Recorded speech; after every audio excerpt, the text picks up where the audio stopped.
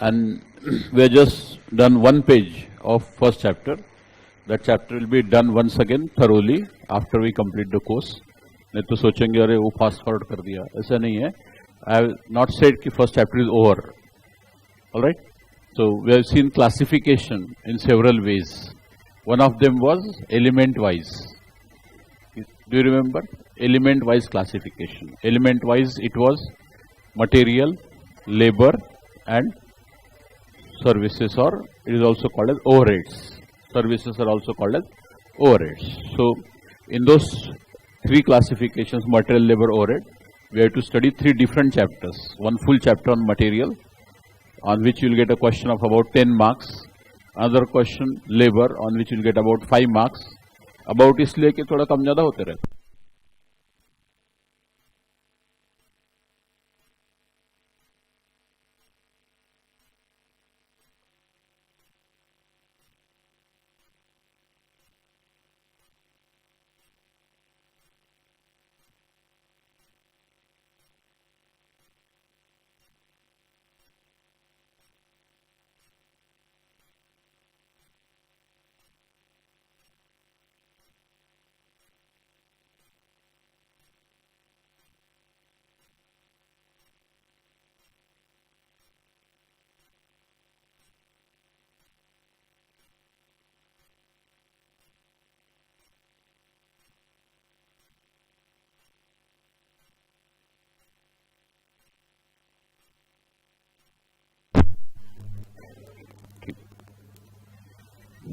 Okay, तो जैसे बोला मैंने क्लासिफिकेशन ऑफ कॉस्ट. कोई भी खर्चा एज अ कॉस्ट हम इनकर करते हैं तो उसको या तो मटेरियल बोलते हैं या लेबर या ओवरहेड्स और सर्विसेज. अब पहला चैप्टर हम शुरू करेंगे. वैसे इसमें दूसरा चैप्टर है, बट अपने स्टडी के हिसाब से पहला चैप्टर है. तो कॉपी में आप टाइटल डाल देंगे डायरेक्ट मटेरियल्स या सिर्फ मटेरियल्स. चैप्टर का नाम है मटेरियल्स. नाउ आप लेंगे जस्ट टेक एनी प्रोडक्ट, कोई भी प्रोडक्ट लेंगे, इसमें आए नहीं, ये निकाल डालो और ये बोर्ड चालू कर दो. जान बेकार है सब. सबसे अच्छा अपना ब्लैक बोर्ड और चॉक, सबसे बेस्ट. जितना हाईटेक बनेंगे उतने सारे प्रॉब्लम ज्यादा रहते हैं इसमें, काम कम. ओके, तो मटेरियल्स चैप्टर लिख दिया आपने कॉपी में. अब जो टोटल कोई भी प्रोडक्ट लीजिए, जैसे कैलकुलेटर है या ये अपना बुक है, कोई भी प्रोडक्ट लीजिए, इसमें मैक्सिमम कॉस्ट जो रहती है वो मटेरियल की रहती है ना. मैक्सिमम कॉस्ट मटेरियल की रहती है. तो ऐसा एक जनरल स्टेटमेंट बोलते हैं कि भैया 60-70% कॉस्ट जो है कोई भी प्रोडक्ट में मटेरियल की रहती है. But this a general statement. आप बोलेंगे नहीं नहीं ऐसा नहीं, कभी कोई मटेरियल की कॉस्ट बहुत कम रहती है, लेबर की ज्यादा रहती है. हाँ, there could be some exceptional products where material cost is very less but labour cost is very high. जैसे कोई मूर्तिकार है, वो पत्थर से मूर्ति बना रहा है, तो पत्थर तो ऐसे फोकट में मिल जाता है, लेकिन उसका लेबर जो है उसको तराश की मूर्ति बनाने का, उसी में तो ज्यादा कॉस्ट लगती है. तो that is a special case where labour cost is maximum, material cost is negligible. There could be other thing कि जहां पे जैसे गोल्ड ऑर्नामेंट्स है, डायमंड ऑर्नामेंट्स है, ज्वेलर के पास जाके खरीदते हम, तो उसमें लेबर कॉस्ट बहुत कम रहती है, मटेरियल कॉस्ट 90-95% रहती है. Are you following? तो फिर भी हम एक जनरल स्टेटमेंट बोलते हैं कि भाई ये स्पेशल प्रोडक्ट्स हो गए, एक्सेप्शनल केस हो गए. In general the product in a product the maximum cost is materials cost, and therefore if you control the material then maximum cost will be control. अब कंट्रोल का मतलब क्या है? किसी चीज भी कंट्रोल करना है. मतलब क्या? जैसे मान लो आप हॉस्टल में रहते हो और आपको पिताजी ने सब एडमिशन वगैरह करा दिया हॉस्टल वगैरह में, कैब्स की फीस भर दी, सब कर दिया. फिर आपके हाथ में 5,000 रुपये दिए और बोले कि ये खर्चे कर और खत्म हो जाएगा तो फिर बोल देना, फिर मैं डाल दूंगा बैंक में, तो एटीएम से निकालते जा. तो आपको लगा रहे वाह बढ़िया. तो आपने क्या किया, 5 दिन में 5,000 रुपये खर्च कर डाले. ठीक है. फिर पिताजी को फोन किया, पापा वो पैसे खत्म हो गए. और बोले 5 दिन में? मैंने तो सोचा था 1 महीना चलना चाहिए, 5,000 दे दिए, मतलब एक सब खर्चे तो पेमेंट करके आए थे. अब ऊपर के खर्चे के लिए 5,000 तो बहुत हो गए ना एज ए स्टूडेंट। तो बोले आपने खर्चे कर डाले, तो पिताजी क्या बोलेंगे, अरे ऐसा नहीं बेटा, वो कम से कम 1 महीना तो चलाना था, तो कंट्रोल कर खर्चे पे। क्या कर, कंट्रोल कर, कंट्रोल कर यानी क्या कर, और खर्चे बढ़ा, क्या कर, कंट्रोल कर मतलब खर्चे कम कर। अब कम यानी क्या करेंगे, तो जहां पे वेस्टफुल खर्चा होता होगा उसको अवॉइड कर। जैसे कॉफी पीने की इच्छा हो गई तो 2-3 दोस्तों को लेके चल बैठ गए सीसीडी में, सीसीडी में बैठ के, अब 2-3 दोस्त बैठ गए सीसीडी में, तो 500-600 का तो बिल कम से कम आएगा कॉफी का, एक कॉफी पिया तब भी, और 3 घंटे बर्बाद होंगे वो अलग, उसकी कॉस्ट निकाल ही नहीं रहे हम लोग, बराबर है ना। तो वहां का को पीना, अपना गोकुल में जाके पीने का, नहीं तो टपरी पे जो कट मिलती वो पीने का, तो 2 रुपए 5 रुपए में काम हो जाएगा, उसके जगह 200 रुपए कप पीने की क्या जरूरत है। So this the way you control it, बराबर है। तो to control means what, to reduce, यानी जहां कुछ वेस्टफुल एक्सपेंडिचर होता होगा, जहां कोई चोरी चपाटी होती होंगी, जैसे मान लो खिसे में से निकालते निकालते रास्ते पे गिर गए 1,000-2,000 की नोट, 1,000 की तो है नहीं अभी, 500-2,000 की नोट गिर गई, तो ये तो वेस्टफुल एक्सपेंडिचर हुआ ना आपका, वेस्ट लॉस हो गया। तो ऐसी जो चीजें है उसको अवॉइड करना, that is called as control. Are you following? तो फैक्ट्री में भी ये होता है, मटेरियल वेस्ट होता है, मटेरियल चोरी होता है, मटेरियल ज्यादा लग जाता है, तो ये सब नहीं होना चाहिए। मतलब जहां जहां हो सके हमें कॉस्ट को कंटेन करना है। कंटेन करना है मतलब कम करना है। तो कॉस्ट कम करेंगे तो प्रॉफिट क्या होगा, बढ़ेगा। तो कोई भी कंपनी यही चाहती है, कोई भी बिजनेसमैन यही चाहता है कि अपना प्रॉफिट ज्यादा से ज्यादा बढ़े, दिन दुगुने रात चौगुने बढ़े, ऐसा चाहता ना कोई भी बिजनेसमैन। तो you also think that way. तो to control material cost means we should have such checks and balances, such a system of internal control that avoids wastage, pilferage, theft and inefficiency of material. अब inefficiency of material मतलब ये कि material जितना लगना चाहिए उतने में काम होना चाहिए, अनाप शनाप मटेरियल नहीं लगना चाहिए। टू गिव एन एग्जांपल, जैसे मान लो कि आप 5 लीटर दूध लेते हो और उसको कढ़ाई में डाल के उबालते हो और उसका पूरा वेपर निकाल डालते हो, तो you normally get 1 kg of खोआ। 5 लीटर दूध को घोटने के बाद, बोलते हैं उसको, घोटने के बाद यू गेट 1 kg ऑफ खोआ। ये जनरल है। लेकिन आपको यदि 6 लीटर लग रहा होगा या 5 लीटर डाला आपने, लेकिन खोआ उधर 1 किलो की जगह 1.25 किलो ही निकला, आधा किलो ही निकला, इसका मतलब या तो दूध बेकार था, पानी पानी वाला था, या फिर वो आपने घोटते घोटते आधा गिरते गया कढ़ाई के बाहर, ऐसा वेस्ट हुआ। तो यदि आपको 1 किलो को 5 लीटर ही दूध लगता है तो आपकी मटेरियल इफिशियंसी बराबर है। लेकिन उससे ज्यादा दूध लग रहा होगा या आउटपुट उससे कम आ रहा होगा तो मटेरियल इनएफिशिएंसी है। तो ये भी अवॉइड करना चाहिए। करना चाहिए कि नहीं करना चाहिए? फिर उसके बाद मटेरियल खरीद रहे हैं हम, तो मटेरियल खरीदते समय कम से कम भाव में लेना चाहिए कि नहीं, कि ज्यादा ज्यादा भाव में लेना चाहिए। आपको यदि प्रॉफिट बढ़ाना है तो क्या होना चाहिए, मिनिमम रेट में खरीदना चाहिए ताकि कॉस्ट आपकी कम आएगी। All these things are included in material control. Are you following? तो we have to first control the material. तो ये कंट्रोल शब्द हर जगह पे आएगा, आपके ऑडिट में भी आप पढ़ेंगे। इंटरनल कंट्रोल सिस्टम बहुत बड़ा चैप्टर है। तो हर जगह पे इंटरनल कंट्रोल होना ही चाहिए। अपने घर में भी रहता है इंटरनल कंट्रोल कि नहीं रहता? जैसे मान लो कि भाई वो तेल का डब्बा लेके आए, फल्ली तेल रहते ना अपना खाने का तेल, एडिबल ऑयल, एक डब्बा लेके आए, वो एकदम कितना 18 लीटर का होगा, 18 लीटर डब्बा लेके आए। अब आपको जब भी सब्जी वब्जी करना है तो वो आप पैन रखेंगे गैस के ऊपर, फिर वो डब्बा उठा के तेल डालेंगे क्या उसमें? डालेंगे क्या? नहीं। तो पहले वो डब्बे से छोटे बॉटल में निकालेंगे। अब छोटे बॉटल में निकालते समय आधा गिर ही गया तो क्या फायदा उसका? तो वेस्टेज हो रहा ना आपका, ये नहीं होना चाहिए। ठीक है। अच्छा, फिर बोले अपने लायज का है कोई इतना एकदम 18 लीटर का डब्बा, 1-1 लीटर का पाउच लाना था ना, तो क्यों लाया हमने 18 लीटर का डब्बा? सस्ता मिलता है, ज्यादा खरीदते हैं तो सस्ता मिलता है। तो first question we have to address, मतलब we have to think of the first thing, how much to buy. First question we have to address is how much to buy. आप लिख सकते हैं इसको, how much to buy. ये question हमको address करना है। मतलब एट ए टाइम हमने कितनी क्वांटिटी खरीदनी चाहिए, एट ए टाइम हमने कितनी क्वांटिटी खरीदनी चाहिए, सो दैट सो दैट क्या कॉस्ट कम से कम हो। बेसिक उद्देश्य क्या है हमारा, कॉस्ट कम करनी है, कंट्रोल करनी है। ठीक है, आप दो थोड़ा थोड़ा खरीदते जाएंगे, रोज जितना तेल लगता है उतना जाके लेके आए दुकान में से।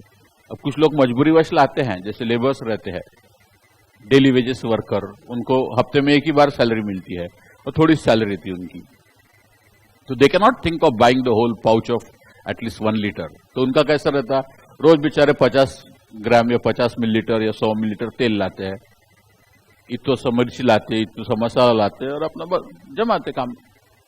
लेकिन उसमें खर्चा उनका ज्यादा होता है। आप देखेंगे मॉल में सब वो डीमार्ट और ये वो सब जो खुल गया, वहां सस्ता मिलता, लेकिन वहां डेली वेज अर्नर जा सकता क्या? नहीं, वहां तो एकदम 5-5, 10-10 किलो के बैग रखे रहते, लेना पड़ता आपको। तो ही don't have that much money at one go. तो इसलिए वो बाजू की दुकान है अपने यहाँ पे ऐसे टर्न मारते ना अपन, वहां छोटी सी किराने की दुकान है, वहां पर लेबर लोगों की गर्दी रहती है रोज सुबह शाम। तो कितने भी माल आ जाए, लेकिन जो डेली वेज वर्नर है उनके लिए तो छोटे रोड साइड दुकान जो रहते हैं वही काम के हैं, तो थोड़ा थोड़ा खरीदते हैं, बट उसके चलते उनको महंगा पड़ता है। बट हमारे इंडस्ट्री में ऐसा नहीं रहता। इंडस्ट्री में पैसे बहुत होते हैं, तो इंडस्ट्री डालता है कोई डेली वेजेस पे? इंडस्ट्री डालता है कोई? नहीं। तो ये हम लोग इंडस्ट्री के लिए सोच रहे हैं। ये मैं घरगुती एग्जाम्पल इसलिए देता हूं कि हमें उसका परिचय है, नहीं, we know what it is, तो उससे हमें समझ जाता है और वो हमें इंडस्ट्री में लगाना है। क्योंकि कॉस्टिंग की डेफिनेशन ही है, it is art, science and practice. Commerce नहीं है उसमें, इसलिए डिफिकल्ट जाता है कॉस्टिंग की। It is art, science and practice. मतलब प्रैक्टिस है क्या, if you work in practical life then you understand better. अब आपको प्रैक्टिकल लाइफ में काम करने में कम से कम इंटरमीडिएट पास होने के बाद आर्टिकलशिप शुरू करोगे तो प्रैक्टिकल लाइफ में आपका शुरू होगा ना। तो तब तक के जो है वो आपको मैं अपने अनुभव से आपको अनुभव देने की कोशिश करूंगा, और उसमें मैं बड़े बड़े नाम लूंगा, इंडस्ट्री के बड़े बड़े नाम, उसके आइटम्स के नाम, तो वो और एक प्रॉब्लम हो जाएगा, समझेगा ही नहीं। ये अपने को मालूम है कि भैया डब्बा 18 लीटर का मिलता है, उसको ऐसा उल्टा करने से भड़बड़ धार आती है उसमें से, और छोटी बॉटल में डालना है तो नीचे गिरना ही है उसको। तो ये अपना डे टू डे अनुभव होना चाहिए आपका, कि वो भी नहीं है, उतना तो होना चाहिए। ऑलराइट, तो basic question which you have to address is how much to order. How much to order मतलब एक साथ कितना खरीदना है हमने। जैसे कुछ लोग कॉटन मार्केट जाते हैं, सब्जी सस्ती मिलती इसलिए, सब्जी सस्ती मिलती इसलिए कॉटन मार्केट जाते हैं, 8 दिन का एकदम लेके आते, 8 दिन की सब्जी एकदम लेके आते। तो वो कॉटन मार्केट, होलसेल मार्केट जो रहता है वहां जाओगे तो वहां कम से कम कोई चीज लेने आपको, तो कम से कम आपको 4 किलो 5 किलो लेना पड़ता है होलसेल मार्केट में। तो आलू लेने हैं, बटाटे आलू आप क्या बोलते, पोटैटो, वो लेने हैं तो एकदम 5 किलो। अब जिसके घर में 2 जन रहते हो करके क्या इतने का, लेकिन लेके आते 8 दिन का, क्या बोले महीना भर पूरेंगे, हरकत नहीं, ज्यादा खराब नहीं होते। आजकल वो फ्रिज भी रहता है, फ्रिज यानी क्या, बासा कपाट बोलते हैं उसको, बासा कपाट मतलब हर चीज को बासा करके खाने का, दैट इज फ्रिज। ठीक है, तो बासा कपाट में रख देते। अब दूध नहीं लाते, फिर अपन महीने भर का लेके आओ, बोले वाह क्या होता, लाते क्या? नहीं, दूध 1 दिन का लाते हैं, लेकिन सब्जी 8 दिन की लाते हैं, अनाज 1 महीने का लाते हैं। कुछ लोग सस्ता मिलता है इसलिए साल भर का लेके आते। जैसे अप्रैल मई महीने में गेहूं के भाव दाम कम हो जाते, फसल आती है मार्केट में तो गेहूं के दाम काफी कम हो जाते, गेहूं, चावल, दाल, इसके भाव अप्रैल मई महीने में बहुत कम हो जाते। तो बहुत सारे लोगों के घर में सिस्टम है, साल भर का एकदम अनाज लेके आते और उसको अच्छी, अपने नाखून में धूप भी अच्छी आती है, उसको टेरेस पे सुखा के वगैरह बढ़िया पैक करके रख देते हैं और फिर साल भर धीरे धीरे खाते हैं। क्या उद्देश्य है उसमें? कॉस्ट थोड़ा कम लगे, दैट्स इट, बाकी कुछ नहीं। तो अभी हमें इंडस्ट्री में सोचना है हाउ मच टू बाय, मतलब एक साथ कितना खरीदना चाहिए। तो that will depend upon so many things, कि भैया उसका पेरिशेबल है क्या, अपना रिक्वायरमेंट कितना है। पहले तो रिक्वायरमेंट, हमारा रिक्वायरमेंट कितना है, साल में हमें कितना लगेगा, और फिर उसके हिसाब से हम सोचेंगे कि हमें कितना खरीदना है। तो उसमें बहुत सारे एस्पेक्ट्स रहते हैं। एक तो रहता है कि हाउ मच वी रिक्वायर, जैसे मटेरियल है, ये कार बना रहे, मान लो आप कार बना रहे, तो पहले तो हमें साल भर में कितनी कार बनाएंगे इसका एक बजट बनाना पड़ेगा, इसका एक प्लान बनाना पड़ेगा। बजट यानी प्लान। तो आने वाले साल में मान लो हमने 5000 कारें बनाने की है, ऐसा डिसाइड किया, ये पर्टिकुलर मॉडल की कार 5000 बनाने की है। तो आप बताइए 5000 कारें बनानी है तो टायर कितने लगेंगे, बोलो जल्दी से, कितने लगेंगे? 25,000 लगेंगे। कुछ लोगों ने 20,000 सोचा होगा, सोचा होगा ना। लेकिन एक नया एक टायर इसके साथ भी मिलता है ना, स्टेपनी में भी मिलता है मोस्टली, मतलब जनरली 4 टायर लगे हुए रहते हैं और एक अंदर स्पेयर व्हील रहता है, स्टेपनी बोलते हैं अपन उसको। 5 मिलते हैं, लेकिन कुछ कार मैन्युफैक्चरर 4 ही देते हैं। जैसे BMW कार वाले हैं तो वो स्टेपनी देते ही नहीं, दे डोंट गिव स्टेपनी। वो बोले हमारे लिए जरूरत नहीं। क्यों भाई? तो हमारे जो टायर है बोले रन फ्लैट टायर है, ठीक है, रन फ्लैट टायर है। रन फ्लैट मतलब कि पूरी हवा निकल जाए तब भी बोले हमारे टायर 500 किलोमीटर चलते हैं। तो बोले आपको बदलने की जरूरत नहीं, हवा गई भी तो चलाते रहो, बोले कोई प्रॉब्लम नहीं। 500 किलोमीटर में कोई ना कोई पंक्चर वाला वगैरह मिल ही जाएंगे ना, तब दुरुस्त कर लेना। अब उसको ये नहीं समझता कि 500 किलोमीटर हम बगैर हवा के टायर की गाड़ी चलाएंगे तो टायर काम में नहीं आता, पूरा बदलना पड़ेगा। और फिर एक टायर उसका महंगी गाड़ी है, टायर भी महंगा रहता, 17-18 हजार का एक टायर मिलेगा, और अपने को जमता कैसा नहीं। Are you following? तो इसलिए BMW छोड़ के बाकी सारे कार वाले स्पेयर टायर देते हैं, वो नहीं देते। बट ये हमारे इंडिया में सिस्टम ज्यादा है। If you happen to go to Europe, America, वो स्पेयर टायर वाला सिस्टम नहीं वहां पे। ज्यादातर जो स्पेयर टायर, मर्सिडीज जो गाड़ी आती है सबसे फेमस है, उसके स्पेयर टायर सिर्फ इंडिया में देता है, वो बाकी जगह नहीं देता, सिर्फ इंडिया में स्पेयर टायर देता है। क्योंकि उसके बगैर लोग गाड़ी नहीं लेते। बोले और क्या करेंगे, गाड़ी ले लिए, रास्ते में पंक्चर हो गए तो बैठेंगे क्या वहां? फिट नहीं होना। तो हर एक कंट्री का अपना स्पेशल चीज रहता है, उसके हिसाब से चलना पड़ता है अपने को। एनीवे, तो एक कार बनानी है तो आपको 5x5 टायर, एक गाड़ी के लिए 5 टायर, ऐसे 5000 कारें बनानी है तो 25,000 आपका एनुअल कंजम्पशन हो गया ना। अब ये 25,000 हम एक साथ खरीदेंगे तो सस्ते मिलेंगे नहीं मिलेंगे? जरूर मिलेंगे, लेकिन एक साथ 25,000 टायर लेके आएंगे तो उसको रखने के लिए कितना बड़ा गोडाउन लगेगा, तो उसका रेंट कितना ज्यादा होगा, फिर उसमें पैसा इन्वॉल्व होगा अपना, विकत लेना पड़ेगा ना, कि फुकट देंगे कोई, विकत लेना पड़ेगा। एक एक टायर मल्टीप्लाइड बाय 25,000, इतने लाखों रुपए उसमें ब्लॉक हो जाएंगे। उसके ऊपर बैंक को इंटरेस्ट देना पड़ेगा कि नहीं देना पड़ेगा? जैसे मान लो 25,000 टायर है, अब एक टायर की कीमत 5,000 भी पकड़ते आप तो कितने हो गए रे बा? कितने हो गए? 12 लाख नहीं, बहुत ज्यादा हो गए, 1250 लाख हो गए। 1250 लाख इतने सिर्फ टायर में घुस गए, बाकी आइटम तो लेने के ही है। अभी 1250 लाख, इसके ऊपर इंटरेस्ट कितना होगा बैंक का, तो वो भी तो खर्चा होगा। तो इसलिए हमने इतनी ज्यादा नहीं खरीदना चाहिए, सस्ता मिलता है इसलिए क्या हुआ, तो समझ रहे हैं? तो हमने थोड़ा थोड़ा खरीदना चाहिए। तो थोड़ा थोड़ा नहीं, कितना हो सकता है 8-8 दिन की कंजम्पशन जितना है उतना ही खरीदो, 8-8 दिन का रिक्वायरमेंट है उतना खरीदो। तो उसमें क्या होगा, आपको बार बार ऑर्डर प्लेस करना पड़ेगा।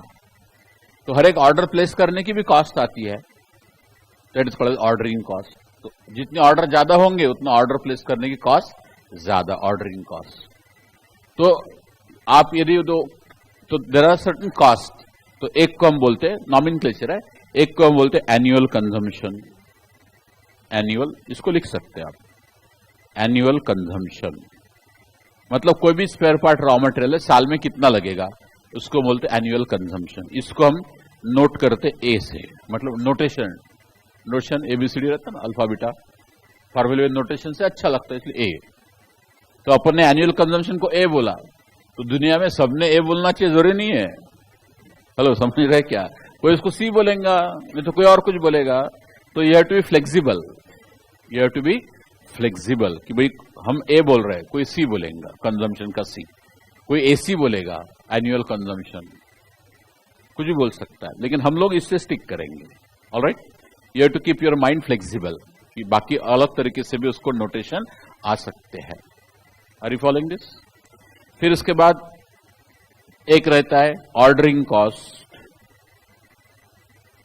ऑर्डरिंग कॉस्ट पर एनम रहता है, सॉरी पर ऑर्डर, पर ऑर्डर, इसको बोलते ओ, कैपिटल O, जीरो नहीं है वो, capital O, ordering cost per order. अब आप बोलेंगे ऑर्डर प्लेस करने का को खर्चा आता, तो क्या अपने जैसा नहीं रहता कि वो घर में जो कोई कंजम्पशन है तो फोन कर दे दुकानदार को, भेज दे भैया हो गया काम, तो अपने को एक फोन कॉल का जितना खर्चा आएगा उतना ही आएगा। लेकिन इंडस्ट्री में ऐसा नहीं होता, आपको 3-3 कोटेशन मंगवाने पड़ते हैं, उसका स्टडी करना पड़ता, उसमें लोएस्ट कौन सा है देखना पड़ता, उसके टर्म्स कंडीशन क्या है वो स्टडी करना पड़ता, फिर बाकायदा टाइप करना पड़ता। Every order is a contract, Indian contract पढ़े ना आप, तो वो वैल्यू क्या है उसके हिसाब से स्टैम्प पेपर वगैरह सब यूज करना पड़ेगा और फिर ऑर्डर उसको देना पड़ेगा 4-5 कॉपी, उसके ऊपर एक कॉपी के ऊपर वो, यानी उसको 2 कॉपी देंगे, एक कॉपी के ऊपर वो एक्नॉलेजमेंट देके कि वो एक्सेप्टेड ऑर्डर करके सही करके देगा, तो इसमें बहुत खर्चा आता है ना भैया। तो 200-300 रुपए तो एक ऑर्डर प्लेस करने को लग जाते, समझ लो आप। सिर्फ टाइपिंग और एडमिनिस्ट्रेटिव एक्सपेंसेस जो है 200-300 रुपए एक ऑर्डर प्लेस करने के लिए लगते हैं इंडस्ट्री में। घर की बात अलग है, और फोन कर लेते, समझो अपने को महंगा भी मिला तो कौन बोलने वाला है मेरे को, क्या बोलने वाला है क्या? नहीं, जो चीज 500 में मिलती मैंने 600 मिली, तो आप बोलेंगे यार कर सर क्या क्या पागल हो आप, ये तो 500 में मिलता, मतलब होगा भैया तेरे क्या करेंगे। लेकिन इंडस्ट्री में ऐसा नहीं चलेगा ना, क्योंकि अपने को कम से कम भाव में लेना है ताकि आपका प्रॉफिट ज्यादा से ज्यादा हो। तो we have to weigh, so there will be a cost for placing the order. तो और एक रहता है carrying cost, carrying cost per unit per annum, PUPA, इसको हम सिंबल यूज करते आय, सिंबल यूज करते आय, ठीक है। अभी कैरिंग कॉस्ट यानी क्या होता है वो समझ लो कि if you want to put something in the stock and carry with you, यानी आपके गोडाउन में पड़ा रहेगा माल, तो उसके ऊपर सबसे पहले जो कैपिटल ब्लॉक हो गया उसके ऊपर इंटरेस्ट का कॉस्ट आता है। मान लो कोई चीज 100 रुपए की है और वो हमने लाके गोडाउन में डाल दी और 1 साल भर पड़ी रही, तो 100 रुपए ब्लॉक हो गए ना हमारे। तो ये 100 रुपए पे हमको बैंक का इंटरेस्ट देना पड़ेगा, क्योंकि खरीदने के लिए हम वर्किंग कैपिटल का लोन लेते हैं, पता है आपको, वर्किंग कैपिटल लोन लेंगे हम, तो वो लोन का इंटरेस्ट रेट जो है वो होगा मान लो 12%, तो 100 रुपए पे 12 रुपए तो आपको इसके आ जाएंगे, 100 रुपए पे 12 रुपए इंटरेस्ट का खर्चा आ जाएंगे 1 यूनिट के लिए। Are you following? अब इंटरेस्ट के अलावा गोडाउन यदि रेंट का किराए का है तो वो गोडाउन का रेंट भी आ गया, यदि खुद का है तो डेप्रिसिएशन आ गया। फिर कुछ चीजों को एयर कंडीशन में रखना पड़ता, मतलब कंट्रोल्ड टेम्परेचर में रखना पड़ता, यदि रखना है तो कुछ चीजें रहती कि जिसको कंट्रोल टेम्परेचर में रखना पड़ता। जैसे सब्जी भाजी लाते हैं अपन तो फ्रिज में रखते हैं ना, चीज लाते हैं तो डीप फ्रिज में रखते हैं, चॉकलेट्स लाते हैं तो डीप फ्रिज में रखते हैं। तो ये फ्रिज तो 24 आवर चालू रहता है ना भैया आपका, तो वो भी पावर कॉस्ट भी देखना पड़ेगा आपको। तो all this together is called as carrying cost, all this together is called as carrying cost. अब आप एक समझ लीजिए कि जितनी क्वांटिटी एक साथ ज्यादा मंगवाओगे, एक साथ आप ज्यादा क्वांटिटी मंगवाओगे तो कैरिंग कॉस्ट ज्यादा आएगी। Are you following?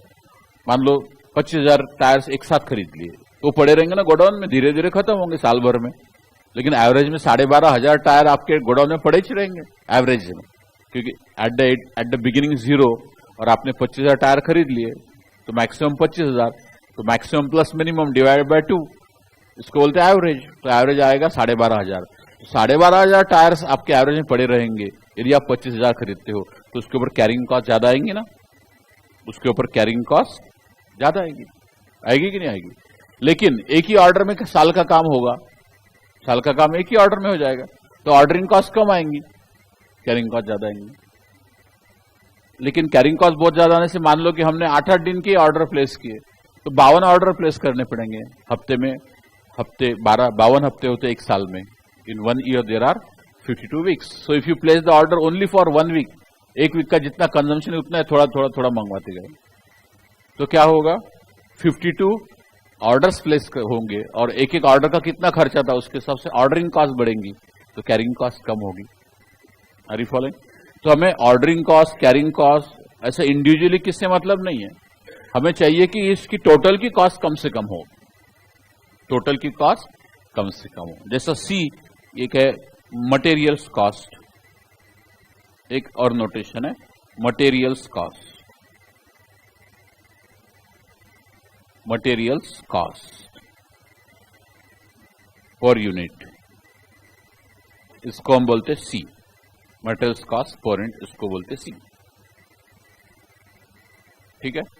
तो आपको पता है जितना ज्यादा खरीदते हैं उतना पर यूनिट कॉस्ट क्या होगी, कम होगी। याद है क्या आपको? जैसे मान लो कि आप यहाँ पे गए, ये गोकुलपेट में गए, किराने का दुकान है कोई भी, उसको बोले वह गेहूं चाहिए, क्या भाव है? बोलता 30 रुपए किलो। तो आप उसको बोलो कि मेरे को 1 क्विंटल चाहिए, 1 क्विंटल यानी 100 किलो। तो लगा ठीक है, आपको इतवारी के भाव में दे देंगे। बोले क्या इतवारी के भाव है क्या? बोले आपको है ना 2 रुपए कम, यानी 28 रुपए पर किलो, यानी 30 रुपए पर किलो। यदि आप 4-5 किलो 10 किलो लेते हो तो रिटेल का भाव, लेकिन आप एकदम 1 क्विंटल लेते हो तो आपको बोलेगा 2 रुपए कम, मतलब 28 रुपए किलो मिल जाएगा आपको। तो क्वांटिटी ज्यादा खरीदते हैं तो रेट कम लगता है। इसको क्या बोलते हैं? बड़े पढ़े आप इसको, क्या बोलते हैं इसको? अपने टेक्निकल टर्म में क्या बोलते हैं? नहीं सर, यदि आप क्वांटिटी ज्यादा खरीदते हैं तो कम भाव पड़ता है, रेट पर यूनिट कम लगता है कोई भी चीज में, तो इसको क्या बोलते हैं? नहीं, इसको बोलते हैं क्वांटिटी डिस्काउंट। भूल गए आप? Quantity discount, it is not trade discount, please note. Trade discount अलग होता है, क्वांटिटी डिस्काउंट अलग होता है। ट्रेड डिस्काउंट का मतलब होता है, आप ये पढ़ के आए हैं 11वीं में, ट्रेड डिस्काउंट 12वीं में, फिर सीपीटी में। Trade discount it is not to be accounted for, pass the entry for purchase for net amount. पढ़े ना? जैसे मान लो कोई चीज है ट्रेड डिस्काउंट में आपको 5% मिल रहा है, तो उसका वैल्यू जो है परचेस वैल्यू वो 95% ही रिकॉर्ड करेंगे आप, खत्म। फिर आपको पढ़ाया गया ऐसा, बराबर है, वो गलत नहीं है कि trade discount is not accounted for. Generally discount account की हम एंट्री करते, डिस्काउंट अकाउंट अपने को मिला है तो क्रेडिट करते, अपन ने दिया किसी को तो डेबिट करते, लेकिन ट्रेड डिस्काउंट न तो डेबिट होता न तो क्रेडिट होता, नेट की एंट्री होती। ये 100 रुपए की चीज आपको 5% ट्रेड डिस्काउंट काट के 95 में मिली, तो आप सीधे परचेस की एंट्री 95 की करेंगी, और वो सामने वाला सेल की एंट्री सीधा 95 का ही करेगा, दैट ट्रेड डिस्काउंट। पता है ना आपको ये? But quantity discount is different, it is not trade discount. Quantity discount में भी नेट की एंट्री होगी, बट नाम अलग अलग है उसके और उसके काम अलग अलग है। तो ट्रेड डिस्काउंट का मतलब होता है कि विद इन ट्रेड जो डिस्काउंट देते हैं वो, जैसे शांति लॉ हाउस में जाएंगे आप और एक टैक्स की किताब खरीदेंगे, इनकम टैक्स की किताब खरीद ली मान लो आपने, तो उसके ऊपर प्रिंटेड प्राइस लिखा है 1000 रुपए, प्रिंटेड प्राइस लिखा है 1000 रुपए, ठीक है। तो आप उसको कितने देंगे? एमआरपी लिखा रहता ना, एमआरपी 1000 रुपए, तो शांति लॉ वाले कितने देंगे आप? कितने देंगे? 1000 देंगे। वो 1000 लेंगे ना आपसे, देंगे। फिर वो कितने में लाता होगा? 1000 में लाता होगा क्या? नहीं, वो भी 1000 में लाएंगे ना आपको 1000 में देंगे, तो वो क्या सोशल वर्क करने के लिए बैठा है क्या वहां पे? चैरिटी करने के लिए बैठा है क्या? नहीं, तो he will get it for 800 rupees. तो जिसके ऊपर प्रिंटेड प्राइस 1000 है, वो उसको 20% कम में मिल रहा है, 800 में मिल रहा है, तो उसके परचेसेस 800 ही हो गए। तो ये जो 200 का उसको दिया है discount, this is called as trade discount, क्योंकि ये ट्रेड है, मैन्युफैक्चरर, होलसेलर, देन रिटेलर। तो manufacturer to wholesaler, wholesaler to retailer, ये अपने आप ये आपस में जो डिस्काउंट देते हैं विद इन ट्रेड, उसको बोलते हैं ट्रेड डिस्काउंट, उसको बोलते हैं ट्रेड डिस्काउंट। अब आप मान लो कि उसको बोले शांति लॉ हाउस वाले को कि भैया कितने का किताब है? 1000। तो मालूम है? बोले हमको कितने का देता? बोल तो बोले कितने का है? क्या लिखा है ना उसके ऊपर? एमआरपी 1000 में ही देंगे। फिर आप 20-25 लोग मिलके गए, बोले हमको 25 लोगों को 25 किताब चाहिए, 25 कॉपी चाहिए, बोल कितने में देता? तो फिर वो जरा सोचेंगे एक बार, एक साथ 25 बिकेंगे, बोले ठीक है ना, आपको मैं 100 रुपए कम लगा दूंगा, तो आपको 1000 का 900 में दे रहा है। अब आप बिजनेसमैन हो क्या? Are you in the chain में है क्या आप? पब्लिशर, सेलर, रिटेलर, डिस्ट्रीब्यूटर, इसके चैनल में हो क्या? You are a consumer. तो कंज्यूमर होने के बाद भी आपको कोई डिस्काउंट दिया, क्यों दिया? क्वांटिटी ज्यादा खरीदी एक साथ इसलिए दिया, उसको बोलते क्वांटिटी डिस्काउंट, उसको बोलते। So there is small difference between quantity discount and trade discount. Trade discount is given to the people who are within trade, मतलब वो जो बिजनेस चेन है उसके अंदर कोई है और उसको कोई अपने आप में डिस्काउंट देते हैं, तो ट्रेड डिस्काउंट। और कोई चीज बल्क में खरीदता है इसलिए उसको डिस्काउंट मिल रहा है, तो that is called as quantity discount. Are you following? अब जो मैन्युफैक्चरर है, जो रॉ मटेरियल खरीदता है, तो उसको तो ट्रेड डिस्काउंट तो मिलेगा ही मिलेगा, लेकिन उसके बाद ऊपर over and above trade discount ही may also get quantity discount. Are you following? Raw material और ट्रेड डिस्काउंट तो मिलेगा ही उसको, लेकिन उसके ऊपर बल्क ऑर्डर प्लेस करता है तो उसको हो सकता है कि क्वांटिटी डिस्काउंट भी मिले। मतलब आप जनरल ख्याल में रखिए कि यदि क्वांटिटी ज्यादा खरीदने से जो आपको पर यूनिट रेट में कमी होती है, that is called as quantity discount. ऐसा नहीं क्वांटिटी में डिस्काउंट, 1000 यूनिट खरीदो 900 मिलेंगे, हेलो, ठीक है। क्वांटिटी डिस्काउंट ऐसा नहीं बोलना, क्वांटिटी में डिस्काउंट, यानी हमने 1000 यूनिट खरीद लिए, उसने 900 भेज दिए, बाकी 100 काट लिए। अरे ये तो गड़बड़ हो गई, तो उल्टा महंगा पड़ा ना हमको। 1000 यूनिट का बिल बना, 900 यूनिट भेज दिए, 10% क्वांटिटी कट, क्वांटिटी कट हो गया, डिस्काउंट नहीं हुआ। तो आप मानेंगे क्या ऐसा?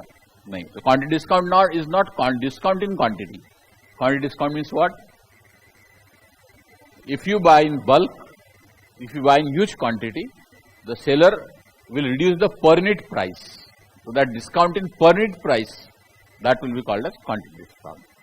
But अपने तो पैसे बचेंगे ना भैया, ज्यादा खरीदेंगे तो क्वांटिटी डिस्काउंट मिलेगा। तो ये सारी चीजें है, ठीक है। और इससे हमें करना क्या है फिर? हमें ये निकालना है कि कितनी क्वांटिटी हम एट ए टाइम बाय करें, सो दैट ये सबका सब मिनिमम होना चाहिए। सबका सब यानी क्या? ऑर्डरिंग कॉस्ट साल की, कैरिंग कॉस्ट साल भर की, और मटेरियल कॉस्ट साल भर की, ये तीनों की टोटल कम से कम हो। हमें कोई इंडिविजुअल से लेना देना नहीं, ओवरऑल हमारे कॉस्ट कम पड़ना चाहिए। Have you understood this? तो ऐसी क्वांटिटी ढूंढ के निकालना जिसके लिए साल भर की मटेरियल कॉस्ट, साल भर की ऑर्डरिंग कॉस्ट और साल भर की कैरिंग कॉस्ट टोटल कम से कम आए, इसको बोलते हैं इकोनॉमिक ऑर्डर क्वांटिटी। इसको बोलते हैं EOQ। तो जिसको हमने बोला हाउ मच टू ऑर्डर और how much to buy at a time, this is called as EOQ, short में EOQ। फिर नीचे लिख दीजिए आप EOQ का फुल फॉर्म और डेफिनेशन। EOQ का फुल फॉर्म लिख लीजिए, इकोनॉमिक ऑर्डर क्वांटिटी। EOQ का फुल फॉर्म लिख लेंगे, economic order quantity. Economic order quantity, ठीक है। अब ये होता क्या है? डेफिनेशन, उसकी definition, it is that order quantity, it is that order quantity for which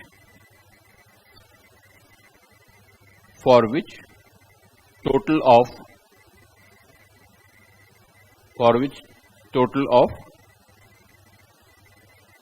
materials cost, comma, carrying cost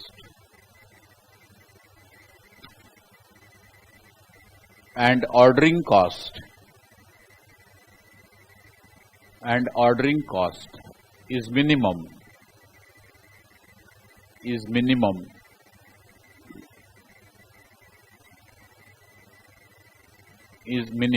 for the given period,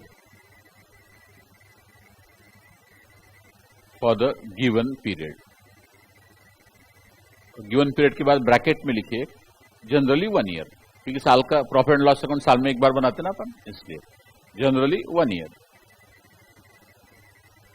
मतलब क्या हुआ समझा आपको?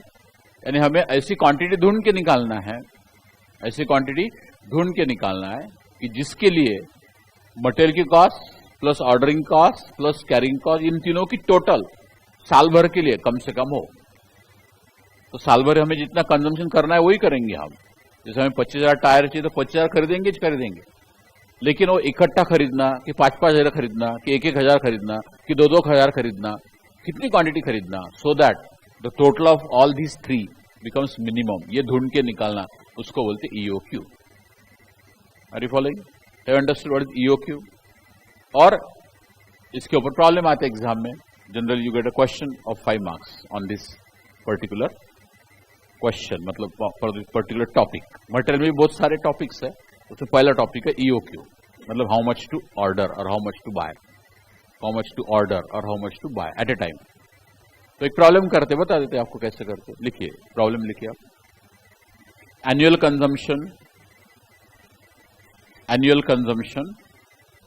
3,60,000 kg, एनुअल कंजम्पशन 3,60,000 kg लिख दिया। ऑर्डरिंग कॉस्ट ₹100 पर ऑर्डर, ₹100 पर ऑर्डर। मटेरियल्स कॉस्ट ₹8 पर यूनिट, पर केजी, केजी में ना, पर केजी पर केजी। तो मटेरियल का भाव है 8 रुपये पर केजी, ठीक है। Then interest, insurance etcetera, interest, insurance, etc. is 25% of cost। मतलब क्या होता है कि जैसे कोई चीज हम स्टोर्स में रखते हैं, जैसे बड़े बड़े दुकानदार है, अब ये दुकान, एक कोई भी कपड़े की दुकान ले लीजिए, किराने की दुकान, कपड़े की दुकान लेंगे तो 25-30 लाख का तो स्टॉक रहता है उसका, 25-30 लाख का माल की वैल्यू स्टॉक रहता है उसका। अब 25-30 लाख का माल पड़ा है दुकान में और रात को दुकान को चाबी ताला लगा घर चला जाता है ना भैया। अब वो ताला तोड़ने में क्या टाइम लगता है? कुछ लगता क्या टाइम? कुछ टाइम नहीं लगता। वो एक अपना क्रोबार बोलते हैं उसको, सब्बल जिसको बोलते हैं अपन हिंदी में, ऐसा नहीं, एक रॉड लोहे का ले लो और उसमें ताले में डालो और ऐसा करो, खट से टूट जाता, कितना बड़ा ताला हो। तो ताला मजबूत है तो वो कड़ी टूट जाती, कड़ी के साथ नीचे आता। तो 25 लाख का माल पड़ा है, रात को नींद आएगी कि बिजनेसमैन को? आएंगी क्या? नहीं आएंगी। तो क्या उपाय है उसके लिए? इंश्योरेंस। तो स्टॉक जो पड़ा है उसका इंश्योरेंस ले लो, तो इंश्योरेंस प्रीमियम आएगा, मे भी उसको साल का 10-12 हजार भरना पड़ेगा प्रीमियम।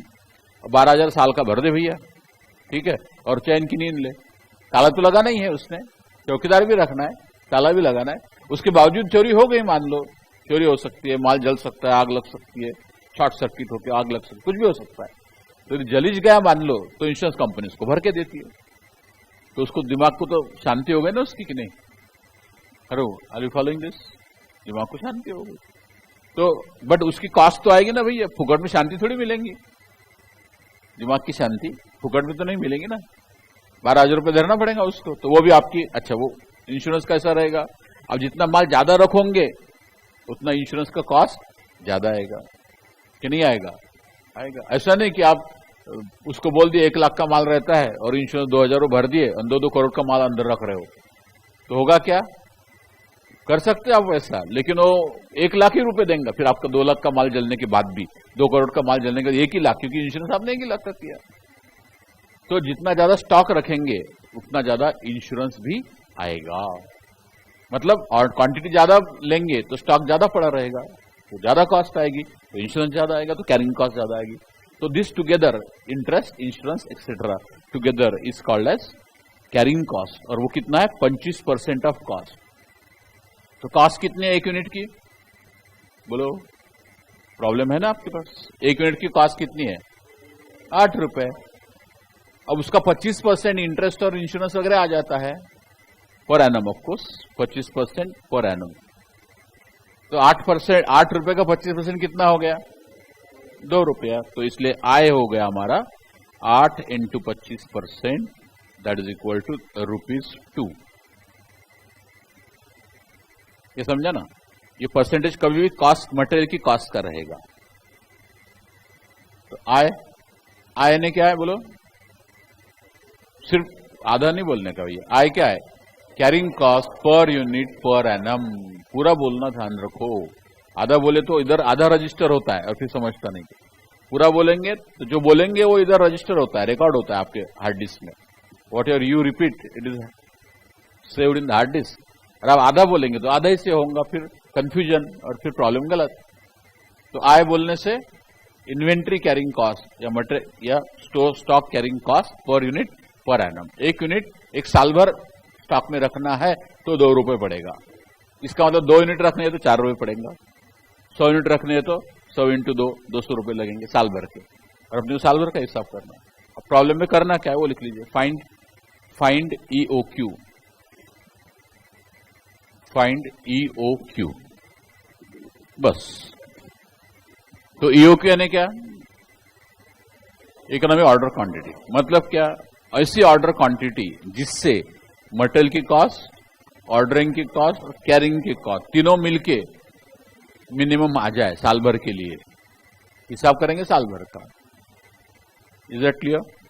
तो अभी हमें करना है। अब साल भर का कंजम्पशन कितना हमारा? 3,60,000। तो हम सोच सकते हैं कि हमें कितना लेना है। तो हो सकता है कि हम पूरे 3,60,000 किलो एक साथ ले, हो सकता है 10,000 किलो ले, हो सकता है 20,000 किलो ले, कुछ भी ले। तो हमें करना क्या है, हमें ऐसी अलग अलग क्वांटिटी ले लेके कैलकुलेट कर करके फिर देखना है कौन से क्वांटिटी के लिए कम से कम आता है। That is EOQ. नहीं समझा? हम क्या करेंगे, अलग अलग क्वांटिटी ले लेके देखेंगे, समझ रहे हैं ना, और उससे टोटल कॉस्ट कितनी आती है वो निकालेंगे, और वो कम से कम किसके लिए आती है वो निकालेंगे। समझ रहे हैं ना आप लोग? बोले ये तो बहुत गजब हो गया। गजब नहीं है, ऐसे ही करना पड़ता है। ठीक है, तो इसके लिए अपने थोड़ा सिस्टमैटिक बनाना चाहिए। एग्जाम में वो क्या बोलते हैं उसको, presentation is very important. Substance is most important but presentation is also important. तो अपने कैसे टेबल बनाएंगे और उसमें कैलकुलेट करते जाएंगे। तो एक टेबल बनाते हैं, हमारे साथ बनाइए आप। वहां टेबल का टाइटल डालेंगे कैलकुलेशन ऑफ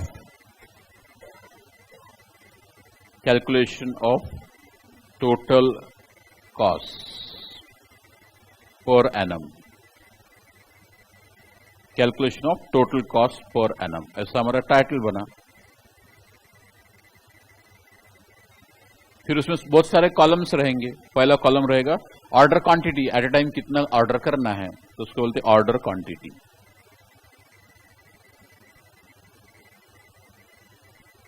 ऑर्डर क्वांटिटी। फिर अपने को कैरिंग कॉस्ट, नहीं पहले ऑर्डरिंग कॉस्ट, कैरिंग कॉस्ट और मटेरियल कॉस्ट, तीनों की टोटल करनी है। इसलिए पहला लिखेंगे हम ऑर्डर क्वांटिटी को हम बोलेंगे क्यू, सिंबल देंगे क्यू। आपको मेरे साथ बनाना भी है टेबल, ऑर्डर क्वांटिटी क्यू। फिर नेक्स्ट कॉलम बनेगा ordering cost, ordering cost per annum.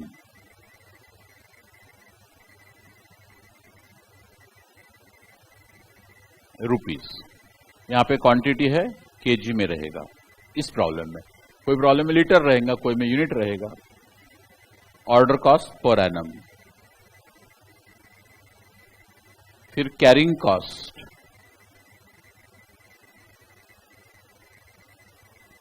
Carrying cost per annum, वो भी रुपीस में रहेगा। फिर मटेरियल्स कॉस्ट,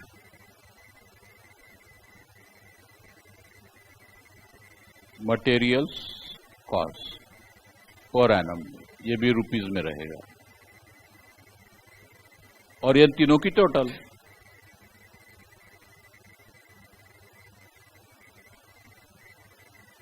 पर एनम, ये भी रुपीस में रहेगा।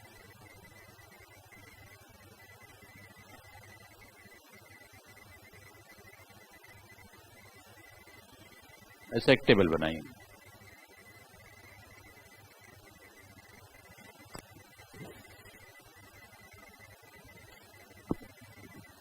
ठीक है,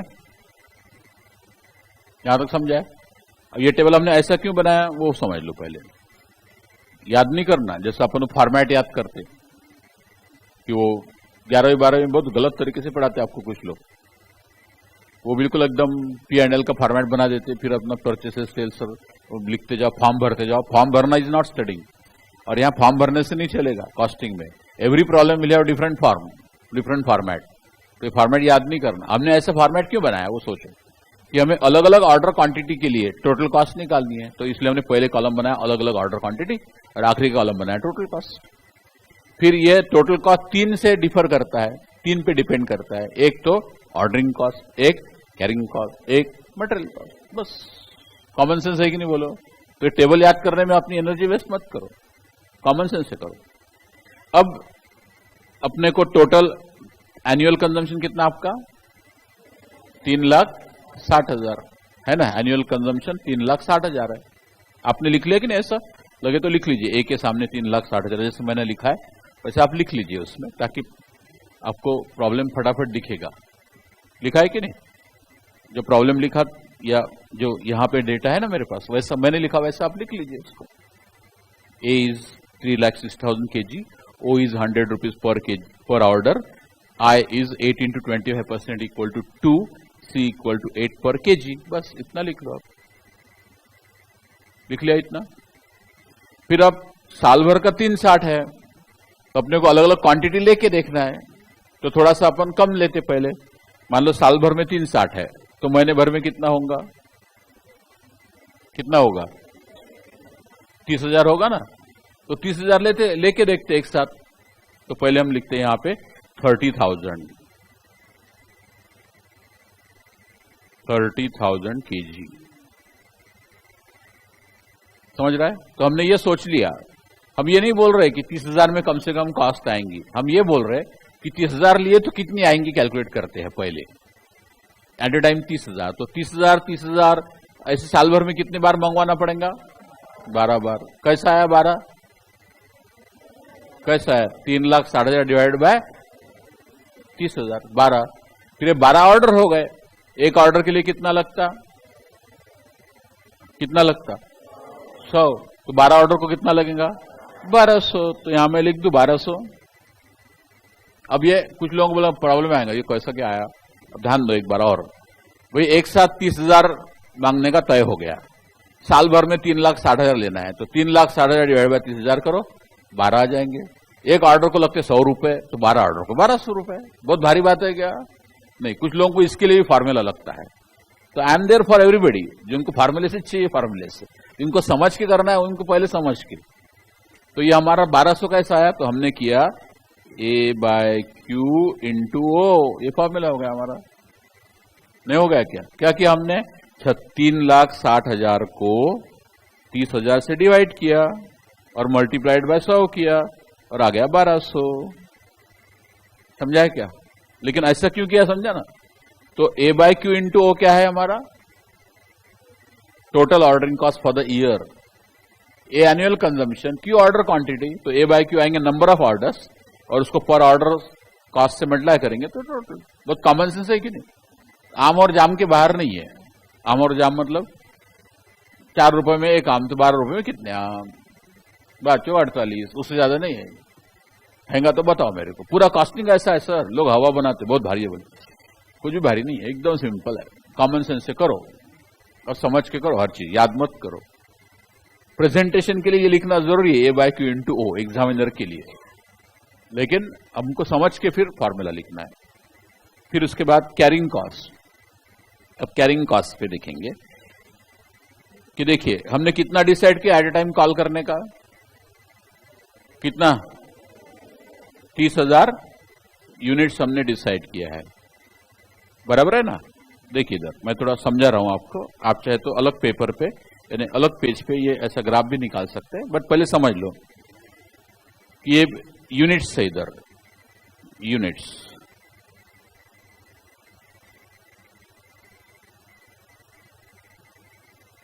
यूनिट्स केजी में।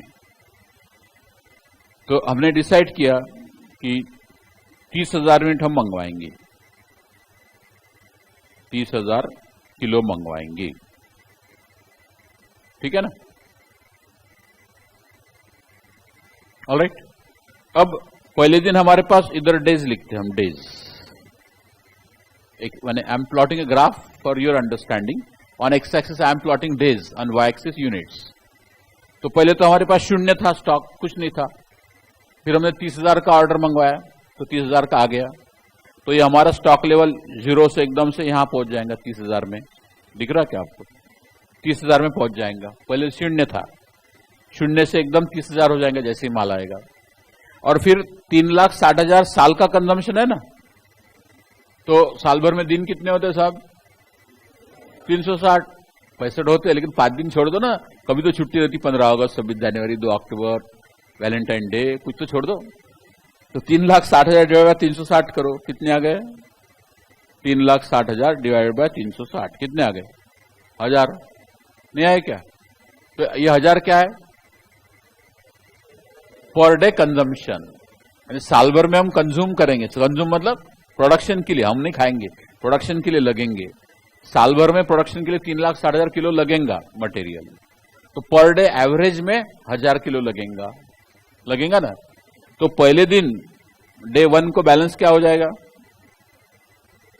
डे 1 को हम आएंगे फर्स्ट डे, तो फर्स्ट डे में बैलेंस क्या होगा, 30,000 लाए थे, कितने होंगे, 29,000 होगा ना।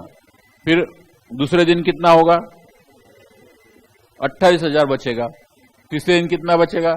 27। ऐसा करते करते 30वें दिन क्या होगा? क्या होगा? 0 होगा। तो 30वें दिन 0। तो ऐसा कम कम कम होते जाएंगे। 30,000, 29,000, 28,000, 30,000। फिर हमारे पास स्टॉक खत्म हो गया। फिर क्या करेंगे हम? फिर नेक्स्ट ऑर्डर, फिर बोलेंगे सप्लायर को भेज 30,000 भेज, फिर भेज। फिर 30,000 जैसे ही भेज दिया तो ऐसा हमारा स्टॉक फिर से 30,000 पे पहुंच जाएगा। स्टॉक आ जाएगा 30,000 का माल, फिर स्टॉक लेवल 30,000 हो जाएगी। फिर रोज 1,000 हम कंज्यूम करेंगे। तो ऐसा करते करते 90वें दिन क्या होगा? फिर 0 हो जाएगा। 90 नहीं, 60वें दिन। 60वें दिन फिर से 0 हो जाएगा। फिर क्या करेंगे हम? फिर next consignment, next order, repeat order. फिर कितना आएगा? 30,000। फिर से क्या होगा? कम कम होते जाएगा। तो ऐसा क्या हो रहा है हमारा कि जो स्टॉक है वो कम से कम 0 रहेगा, ज्यादा से ज्यादा 30,000। फिर 30,000, 29,000, 28,000, फिर 0। फिर 30,000, 28, 27, 29, फिर 0। तो इसका मतलब एवरेज कितना रहेगा फिर हमारे पास? एवरेज स्टॉक कितना रहेगा? कितना रहेगा? 15,000 रहेगा। बोले कैसा क्या आया 15,000? तो मैं आपको दूसरा तरीका बताता हूं। 15,000 कैसा है बताता हूं। मान लो 30,000 ज्यादा होता है। मान लो 10-10 यूनिट ही मंगवा रहे हैं अपन। मान लो 10-10 मंगवा रहे हैं, ठीक है। तो पहले दिन 10 थे। फिर मान लो रोज का 1 यूनिट कंज्यूम करते, दूसरे दिन कितने बचेंगे? या 2 यूनिट कंज्यूम करते, मान लो रोज 2 यूनिट, तो दूसरे दिन कितने बचेंगे? 8। फिर कितने बचेंगे?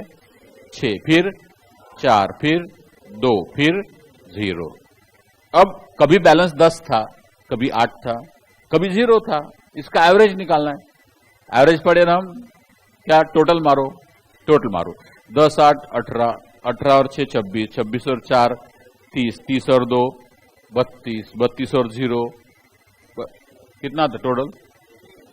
30। टोटल 30 आ रहा है? आपने किया ना? ओके। अब टोटल एवरेज कैसे निकालते हैं? Total divided by number of items. कितने? 1, 2, 3, 4, 5, 6। 6 से डिवाइड करेंगे। 30 डिवाइड बाय 6 कितना है? 5। ये एवरेज आया ना? ये मानते कि नहीं मानते? मानते ना एवरेज को? अब आप एक चीज पढ़े जो भूल गए। सीपीटी में मैथमेटिक्स में पढ़े थे, मुझे याद है। स्टैटिस्टिक्स में भी पढ़े थे। क्या पढ़े थे? कि if the difference between the two is constant it is called as, if the difference is constant it is called as, भूल गए पूरा, अरिथमेटिक सीरीज और arithmetic progression. And if it is arithmetic progression then average is equal to first term plus last term divide by 2। पढ़े कि नहीं पढ़े? First term 0, last term 10, नहीं तो first term 10, last term 0 divided by 2। कितना आया? 5। ये 5 ऐसा आता है, बराबर है। तो जब टोटल ऑर्डर क्वांटिटी 10 है तो एवरेज कितना आ गया? 5। तो टोटल ऑर्डर क्वांटिटी यदि 30,000 है तो एवरेज कितना आएगा? 15। कि नहीं आएगा? 15। तो ये होगा एवरेज स्टॉक लेवल आपका 15,000 किलो। ये समझा क्या? तो इन्हें कभी 30,000 है, कभी आप चाहे तो करके देखो।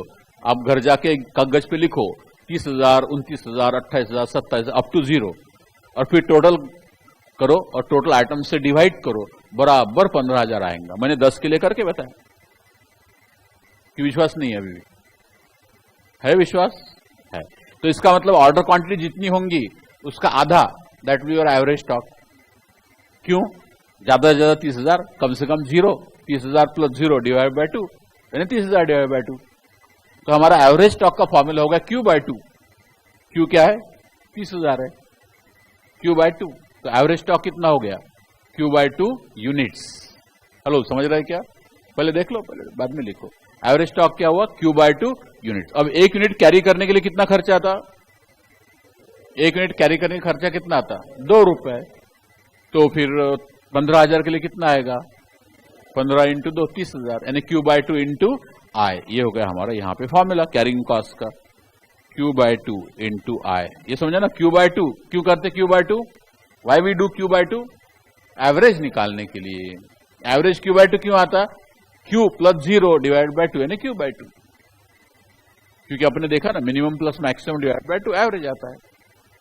और ये फॉलोइंग, और 1 यूनिट के लिए आए तो Q बाय 2 यूनिट के लिए कितना, तो Q बाय 2 इंटू आए, तो यहां पे क्या होगा 30,000 डिवाइड बाय 2 इंटू 2 बरोबर 30,000 रुपए। Do agree? यानी साल भर में आपको 30,000 रुपए खर्चा आएगा कैरिंग कॉस्ट। ऑलराइट, समझ रहा है ना? फिर मटेरियल की कॉस्ट कितनी लगेंगी पर एनम, तो साल में भर में कंजम्पशन कितना है बोलो, 3,60,000। 1 यूनिट की मटेरियल कॉस्ट कितनी है, 1 यूनिट की मटेरियल कॉस्ट 8 रुपए, तो 3,60,000 की कितनी पर एनम निकालना ना अपने को, तो क्या करना पड़ेगा 3,60,000 इंटू 8, यानी फॉर्मूला क्या हो गया A इंटू सी। ए है आपका 3,60,000 इंटू सी है 8 रुपए, 3,60,000 इंटू 8, तो ये आ गया 28,80,000। Do you agree? अब इन तीनों की टोटल समझाना पड़ता क्या, प्लस 30,000 प्लस 1,200, टोटल कितनी आ गई 29,11,200।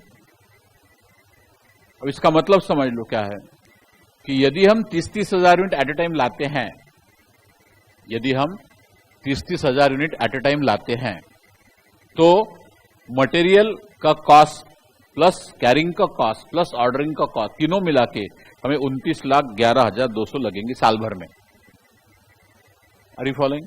अब हम थोड़ी क्वांटिटी और कम करके देखते हैं, क्वांटिटी जो है और कम करके देखते हैं। अब कौन सी लेते बोलो, 30,000 से कब लेना है मेरे को, मान लो ज्यादा भी ले सकते हैं, बट अपने क्या करना है अलग अलग क्वांटिटी ले लेके देखना है, और जिसके लिए वो टोटल कम से कम आएंगी वो आंसर, समझ रहे हैं ना? तो अभी 30,000 हो गया, अब कौन सी लेते बोलो 20, तो 10 लो ना, बहुत लंबा जाना है अपने को, 10 ले लेते, 10,000। मान लो हम 10,000 किलो लेते हैं, आप 20 भी ले सकते, कोई प्रॉब्लम नहीं, 10,000 किलो लेना है। अब ये कॉलम आपको भरना है, भरते आएगा क्या, तो फार्मूला ना आपका A by Q into O, नहीं 10,000 मंगवाएंगे तो ऑर्डर कितने होंगे, तो 3,60,000 divided by 10,000 into 100 divided by 10,000 into 100 कितना है 3,600। देखो ऑर्डरिंग कॉस्ट बढ़ गई, हम कम करने गए थे कॉस्ट तो बढ़ गई, लेकिन आगे देखिए Q by 2 10,000 divided by 2 into 2 10,000, इधर घट से कम हो गया ना, 30,000 की जगह 10,000 आ गया। और मटेरियल की कॉस्ट तो उतनी लगेगी, क्योंकि इसने क्वांटिटी डिस्काउंट को कुछ बोला है क्या, नहीं बोला, तो मटेरियल की कॉस्ट उतनी लगेगी 28,80,000। फिर टोटल करो 28,80,000 प्लस 10,000 प्लस 3,600, तो ये आ गए 28,93,600। अब टोटल में फायदा हुआ कि नहीं हुआ, हुआ 29,11,000 से 28,93,00,000 पे आए, काफी बचत हो गई साल भर की, कि नहीं हुई, हुई हुई ना। और कम करके देखते हैं, लेट अस ट्राई, क्योंकि अपने को क्वांटिटी से करना क्या, टोटल कॉस्ट कम से कम आना चाहिए भैया, बराबर है। ये कैलकुलेशन समझे ना आपको 10,000 वाले कि नहीं समझे, समझे। अब 6,000 किलो लेते हैं, आप बोलेंगे 6,000 इंच क्यों लिया, अरे कुछ भी लो ना, कुछ भी में 6,000 आता है कि नहीं, तो बस खत्म बात, ठीक है आपकी मर्जी, आप 20,000 15,000 कुछ भी लो, कुछ भी में 6,000 भी आता है, मैं 6,000 ले रहा हूं, 6,000 क्या होगा बोलो कैलकुलेशन, 3,60,000 डिवाइडेड बाय 6,000 इंटू 100 कितना आता है 6,000। फिर Q by 2 6,000 divided by 2 into 2 6,000, और ये तो वही 28,80,000। टोटल करो, टोटल आ गई 28,92,000।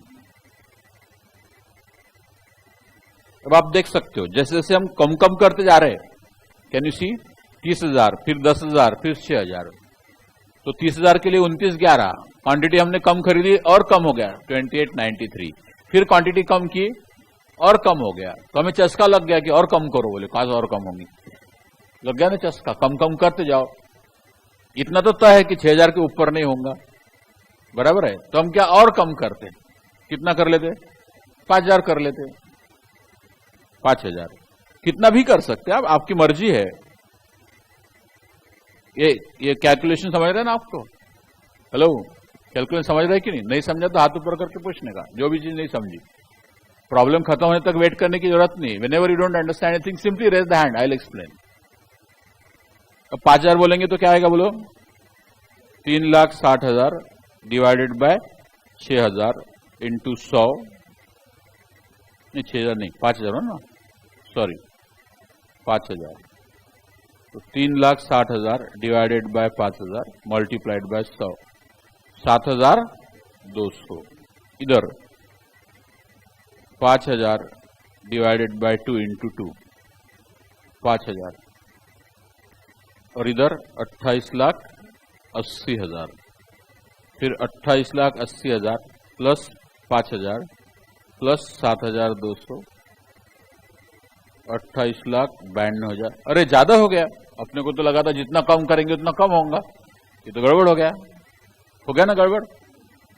तो इसका मतलब क्या हुआ कि 5,000 से और कम करेंगे तो खर्चा और बढ़ेगा ना। तो इसका मतलब है कि 5,000 से ज्यादा है, 5,000 से ज्यादा है और 10,000 से कम है, 10,000 से कम है। इतना तो तय हुआ। 10,000 से कम क्यों? 6,000 पे कम आ रहा ना, तो हो सकता है कि 6.5 पे और कम आए, या हो सकता है कि 5.5 पे और कम आए, हो सकता है कि नहीं? हाँ, इतना पक्का कि 10,000 के ऊपर नहीं जमेगा और 5,000 के नीचे। चाहे तो आप 10,000 के ऊपर 30,000 कर लिया, 5,000 के नीचे और 4,000 लेके करके देखो, और कॉस्ट बढ़ेगी। करके बताऊं? बोलेंगे तो एक लाइन और। तो इसका मतलब इतना अपने कॉमन सेंस समझाना कि ये 5 से 10 में होगा भैया कहीं तो भी। तो 5 से 10 में कहीं तो भी, यानी आपको क्या करना पड़ेगा? फिर 5,500 लेके देखना पड़ेगा, फिर 6,500 लेके देखना पड़ेगा, फिर 6,200 लेके देखना पड़ेगा, फिर 5,120 लेके। तो बोले ये तो शाम हो जाएंगी, शाम हो जाएंगी ना, मतलब ऐसा करते करते शाम हो जाएंगे ना। इसलिए हमें जो सब्जेक्ट बिल्कुल अच्छा नहीं लगता, ऐसा कौन सब्जेक्ट है? मैथमेटिक्स।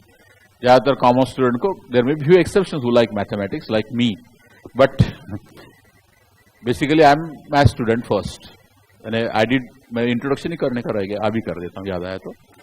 ठीक है, तो नाम तो पता ही है, मेरा नाम प्रमोद मिटकरी है। I did BSc in pharmaceutical chemistry from Fergusson college Pune. Then but my secondary subject, मतलब वहां पे ऑनर्स रहता है, BSc ऑनर्स। तो ऑनर्स में एक प्रिंसिपल सब्जेक्ट रहता है और 2 सब्सिडरी सब्जेक्ट रहते हैं।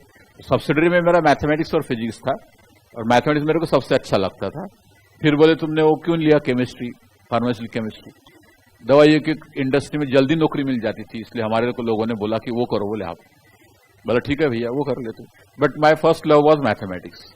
तो फिर मैं BSc करके नागपुर में आया, मैथ्स के क्लास शुरू किए, 12वीं के 12th साइंस के मैथमेटिक्स बहुत अच्छे चलने शुरू हो गए। फिर CA के स्टूडेंट आने लगे, तो उनको मैथ्स था, इंटरमीडिएट में था। It started in 1974 and I came in Nagpur in 78। तो उनको अच्छे टीचर मिलते नहीं थे मैथ्स के, क्योंकि मैथ्स के सारे अच्छे teacher they are busy in teaching 12th science. तो फिर मेरे पास आने लगे बच्चे कुछ बेचारे, तो I started teaching them. Then they encourage me to join CA। बोले सर एक इतने साल पढ़ाते बैठेंगे, बोले आप भी CA कर लो। मैं बोला अरे वाह, वो अपने को अकाउंटिंग, कॉस्टिंग, टैक्स वो थोड़ी आएगा, अपन तो BSc है, जिसको मैथ्स है उसको सब आता। बोले आप चलो। तो जबरदस्ती मेरे को ले गए, मिस्टर खरे नाम से, खरे एंड कंपनी चार्ट अकाउंट्स थे, उनके यहाँ पे ले गए, ज्वाइन करवा दिया। वहां डायरेक्ट होता था, तब ये CPT वगैरह नहीं था, डायरेक्टली ग्रेजुएशन के बाद सीधा आप इंटरमीडिएट ज्वाइन कर सकते। तो इंटरमीडिएट ज्वाइन कर लिया, और फिर ज्वाइन किया तो फिर थोड़ा थोड़ा पढ़ा तो पहले सेकंड ग्रुप को बैठा, तो पहले झटके में पास हो गया, क्योंकि उसमें वही था अपनी सब्जेक्ट, मैथमेटिक्स, स्टैटिस्टिक्स, हो गया। फिर बोला नहीं अब पढ़ना चाहिए, फिर फर्स्ट ग्रुप की पढ़ाई की, फिर वो पास हो गए। तो ऐसे फिर CA फाइनल को बैठे। तो ऐसे I am a chartered accountant by chance, not by choice. ठीक है ठीक है। तो but my first love was teaching, so I continue teaching. सिर्फ इतना ही फर्क पड़ा कि पहले मैथ्स पढ़ाता था, फिर साथ में स्टैटिस्टिक्स लिया, फिर हमारे राठी सर हमसे जुड़ गए तो फिर मैथ्स उनको दे दिया, क्योंकि he was MSc in mathematics, तो बोला मैथ्स तुम पढ़ाओ, फिर स्टैट्स में पढ़ाता हूँ। फिर उसके बाद अकाउंट्स लिया कुछ दिन के लिए ICW में वगैरह, फिर उसके बाद कॉस्टिंग लिया, फिर बीच में एक बार ऑपरेशन रिसर्च कुछ साल तक पढ़ाया, फाइनल में एक सब्जेक्ट था ऑपरेशन रिसर्च, वो पढ़ाया, क्योंकि it was physics and mathematics applied to business.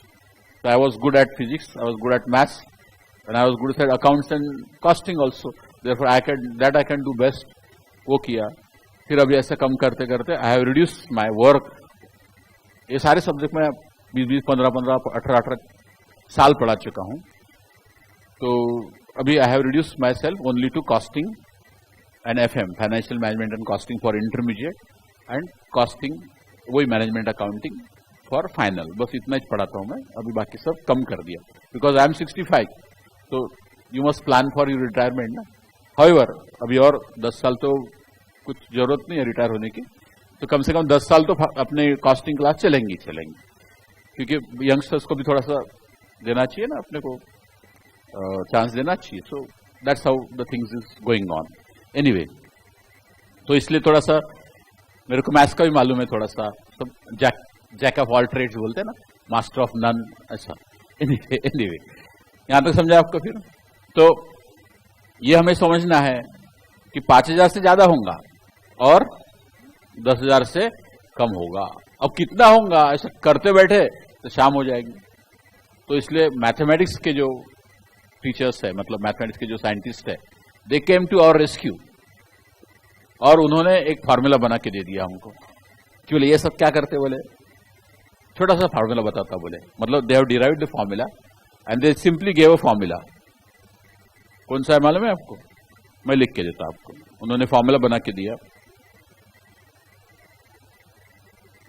बोले इतना सब करने की जरूरत नहीं, क्या करो, EOQ लिखना है आपको, is equal to √2AO upon I, finish. √2, A कितना है? ए मतलब एनुअल कंजम्पशन कितना है? 3,60,000 इंटू O यानी ऑर्डरिंग कॉस्ट कितना है? 100 डिवाइड बाय I, 2 रुपए। फिर कैलकुलेट करो, अंडर रूट निकालो, आता है 6,000 किलो।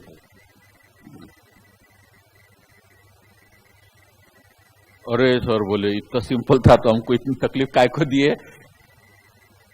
अरे एग्जाम में आपको इतना ही करना है, EOQ इज इक्वल टू √2 ये वो I, फिनिश। सिंपल है। तो फिर ये टाइम वेस्ट होगा क्या आपका? नहीं, आपसे ज्यादा मेरा टाइम वैल्यूएबल है। इसे समझता है कि व्हाट इट इज एक्चुअली।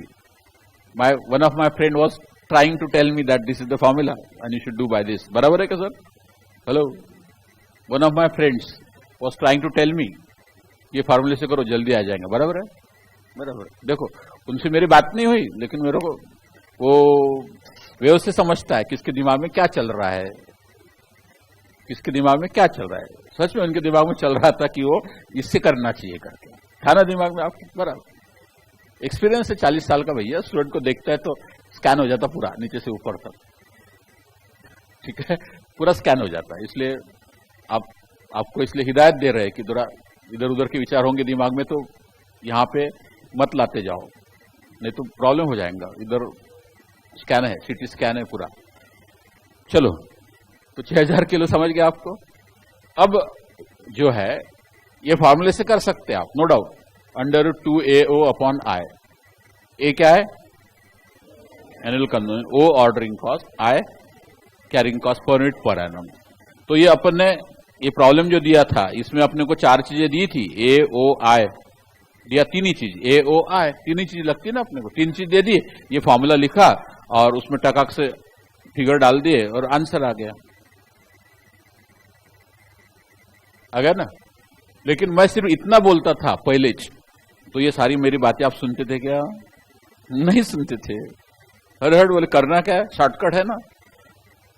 तो फिर हमारा टाइम क्यों वेस्ट किया? बोले आपने टाइम वेस्ट नहीं किया, ये समझ लो। जो भी चीज हम फॉर्मूले से करते हैं ना, उसके अपने कुछ कंस्ट्रेंट्स होते हैं, उसकी कुछ खामियां होती है, कमियां होती है उसमें, ठीक है। तो ये फॉर्मूले में कुछ खामियां है। खामियां ये है कि क्वांटिटी डिस्काउंट वो नहीं देते। मतलब यदि क्वांटिटी डिस्काउंट मिलता है, जैसे हमने 5000 किलो लिया तब भी रेट 8 रुपए लगाया, कैन यू सी। 6000 किलो लिया तब भी रेट 8 ही रुपए लगा ना, मटेरियल का रेट यहाँ पे देखो, मटेरियल का रेट 8 ही रुपए लगाया। तो कितना भी क्वांटिटी खरीदो 8 ही रुपए लगाया, रेट लगाया ना। ऐसा प्रैक्टिकल में होता क्या? नहीं, प्रैक्टिकल में क्या होता है कि जितना ज्यादा खरीदोगे उतना क्वांटिटी डिस्काउंट, मटेरियल कॉस्ट कम आएंगी। तो 30,000 के लिए मटेरियल कॉस्ट 2880 से काफी कम आएंगी और 5000 के लिए काफी ज्यादा आएगी। तो वो फॉर्मूला जो डिराइव किया जिन लोगों ने, ये मैं भी कर सकता हूं, डिवाई बाय डीएक्स करना पड़ेगा, डेरिवेटिव आपको याद आऊंगा तो डेरिवेटिव से फॉर्मूला डिराइव कर सकते हैं। तो वो डेरिवेटिव के फॉर्मूले में मतलब जब डिराइव करते हैं तो ये माना गया है, it is assumed that quantity discounts are not allowed. मतलब सी जो है material cost C, it is constant, ऐसा माना गया है। तो फॉर्मूला डिराइव करते समय जो माना गया है वही असल में ट्रू है, तभी फॉर्मूला सही आंसर देगा, नहीं तो नहीं देगा। तो that's why this formula can be applied only when there is no quantity discount. और फिर क्वांटिटी डिस्काउंट है तो क्या करेंगे? तो ये ऐसा करना पड़ता है जो अपन ने किया वो। कहां गया? चलना है भैया, जल्दी जल्दी नहीं जाता है। हाँ, जब क्वांटिटी डिस्काउंट देते हैं तो क्या करेंगे? तो ऑटोमेटिक हमारी मटेरियल कॉस्ट है वो कम कम या ज्यादा ज्यादा होती जाएंगी ना। ये वाली कौन सी, ये जो मटेरियल कॉस्ट हमने बोला है, क्वांटिटी डिस्काउंट है तो ये फिगर में बदल आते जाएगा और टोटल में आते जाएगा। तो what you have to understand is, I have not wasted your time. Whenever there is a quantity discount, you have to apply this table and then do it. And whenever there is no quantity discount, आप happily वो formula apply कर सकते हो, under root 2AO upon I। तो दोनों चीज पढ़ना जरूरी है, एक टेबल से भी पढ़ना जरूरी है और एक वो फॉर्मूले से भी पढ़ना जरूरी है। रही बात फॉर्मूला कैसा आया, किसी के दिमाग में है तो वो तो करके देता हूं। कुछ लोग रहते बोले काय को बताते, अपने को तकलीफ होती है, फिर है ना, चलो आगे चलो, ओपनिंग स्टॉक इधर, क्लोजिंग स्टॉक इधर, ग्रॉस प्रॉफिट सीढ़ी बीड़ी, ऐसा करना पड़ता। क्यों करना पड़ता? करना पड़ता बस। कुछ लोग ऐसे मेंटेलिटी के रहते, कुछ लोग हर चीज जानना चाहते, क्यों कैसे चाहा, तो आपकी इच्छा होंगी तो बता देता हूं, इच्छा नहीं होंगी तो फॉर्मूला तो बता ही दिया मैंने। इच्छा है फॉर्मूला जानने कैसा है, देखो देख लो, काम का नहीं है। Nobody will ask you in the CA exams, nobody will ask you to derive this formula. इसलिए आपके जो स्टडी मटेरियल इंस्टीट्यूट ने दिया है उसमें भी उन्होंने डिराइव नहीं किया है, उसमें भी डेरिवेशन नहीं दिया, सिर्फ बोल दिया यो Q under 2AO upon I, finish. अबे कहां से आया फॉर्मूला, आसमान से टपका गया क्या? वो कुरान में लिखा है कि पुराण में लिखा है कि गीता में लिखा है? कहीं नहीं लिखा। तो they are all derived by someone, they are all derived by, but because we belong to commerce faculty so they don't want to strain us by giving the derivation of the formula. However if you are interest you can do it. जैसे total cost में क्या क्या आता है, total cost को मान लो T बोलते हैं, क्या क्या आता है? मटेरियल की कॉस्ट, वो कितनी है? C इंटू A, याद है क्या आपको? अभी किया ना अपन ने, A इंटू C लिखा मैंने, यहां पे C इंटू A, मटेरियल की cost, plus ordering cost, ordering cost कितनी है? A by Q into O, plus carrying cost कितनी है? Q by 2 into I।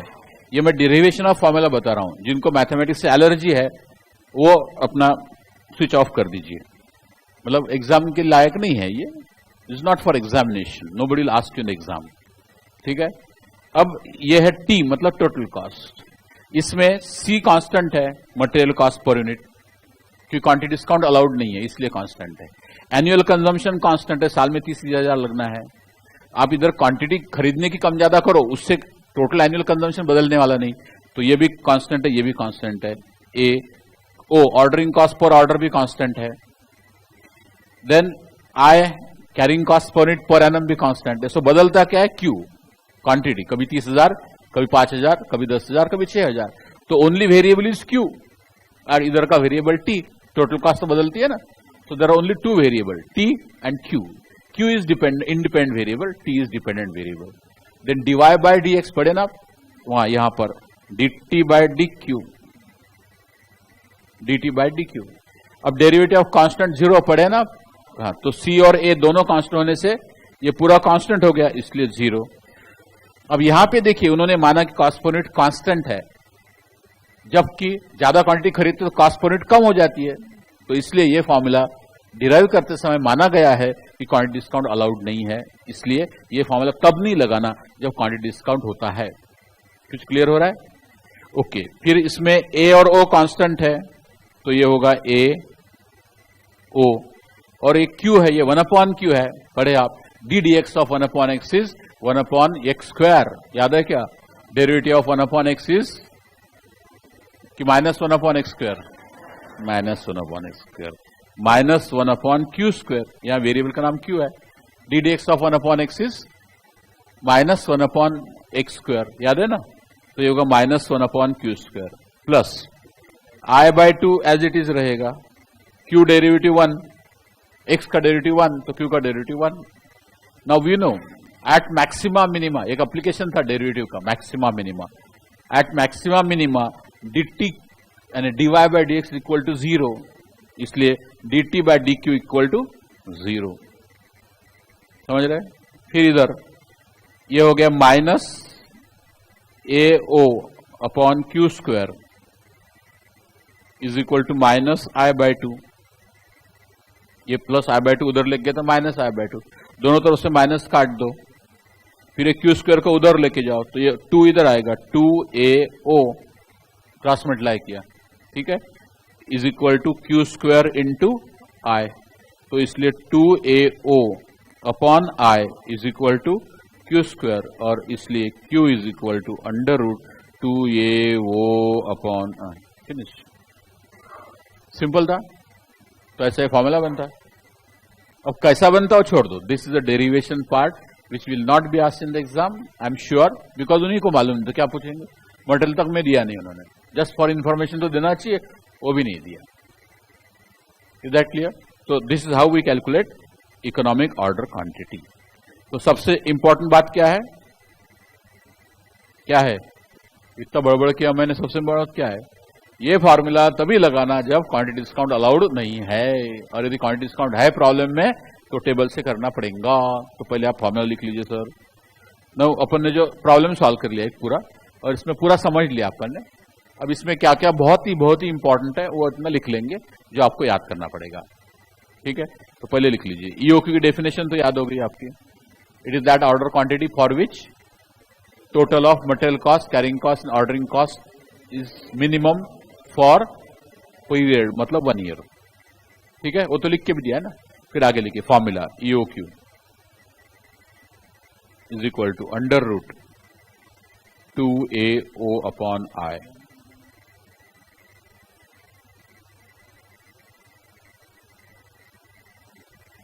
अब इसमें ये लिखने की जरूरत है क्या कि 2 क्या है? तो 2 ही है। ए क्या है? एनुअल कंजम्पशन, वो चाहे तो आप लिख सकते एक बार और। ओ क्या है? ऑर्डरिंग कॉस्ट पर ऑर्डर, आधा नहीं बोलने का। आई क्या है? Inventory carrying cost per unit per annum. एक बार इतना लिख ही लो आप, जरा एक बार लिख ले तो जरा रजिस्टर हो जाएगा। लिख लीजिए, A equal to annual consumption, annual consumption. O is equal to ordering cost per order. I is equal to carrying cost per unit per annum। Pupa मत बोलो, कैरिंग कॉस्ट को ही बोलते होल्डिंग कॉस्ट। कैरिंग कॉस्ट मतलब holding cost per unit per annum, दो अलग अलग शब्द है, मीनिंग एक है। मतलब इन्वेंट्री होल्ड करके रखने का, मतलब स्टॉक करके रखने का, मतलब अपने साथ कैरी करने का, ठीक है। फिर कुछ बचा इसमें, फिर नोट, इंपॉर्टेंट नोट। सबसे इंपॉर्टेंट चीज क्या है इसमें? क्वांटिटी डिस्काउंट अलाउड नहीं है तभी ये फॉर्मूला लगाएंगे, right. This formula can be applied only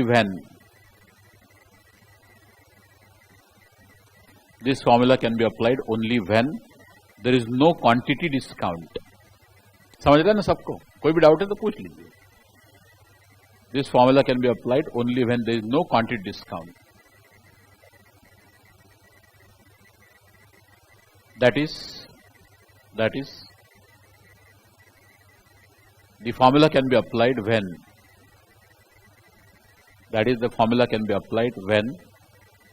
the material cost per unit is constant. Material cost per unit is constant irrespective of order quantity. Irrespective of order quantity. Irrespective of order quantity. Clear? इसी का मतलब हो गया, यदि discount देते हैं तो क्या करना पड़ेगा? टेबल लगाना पड़ेगा, वो भी लिख दीजिए। In case of quantity discount, in case of quantity discount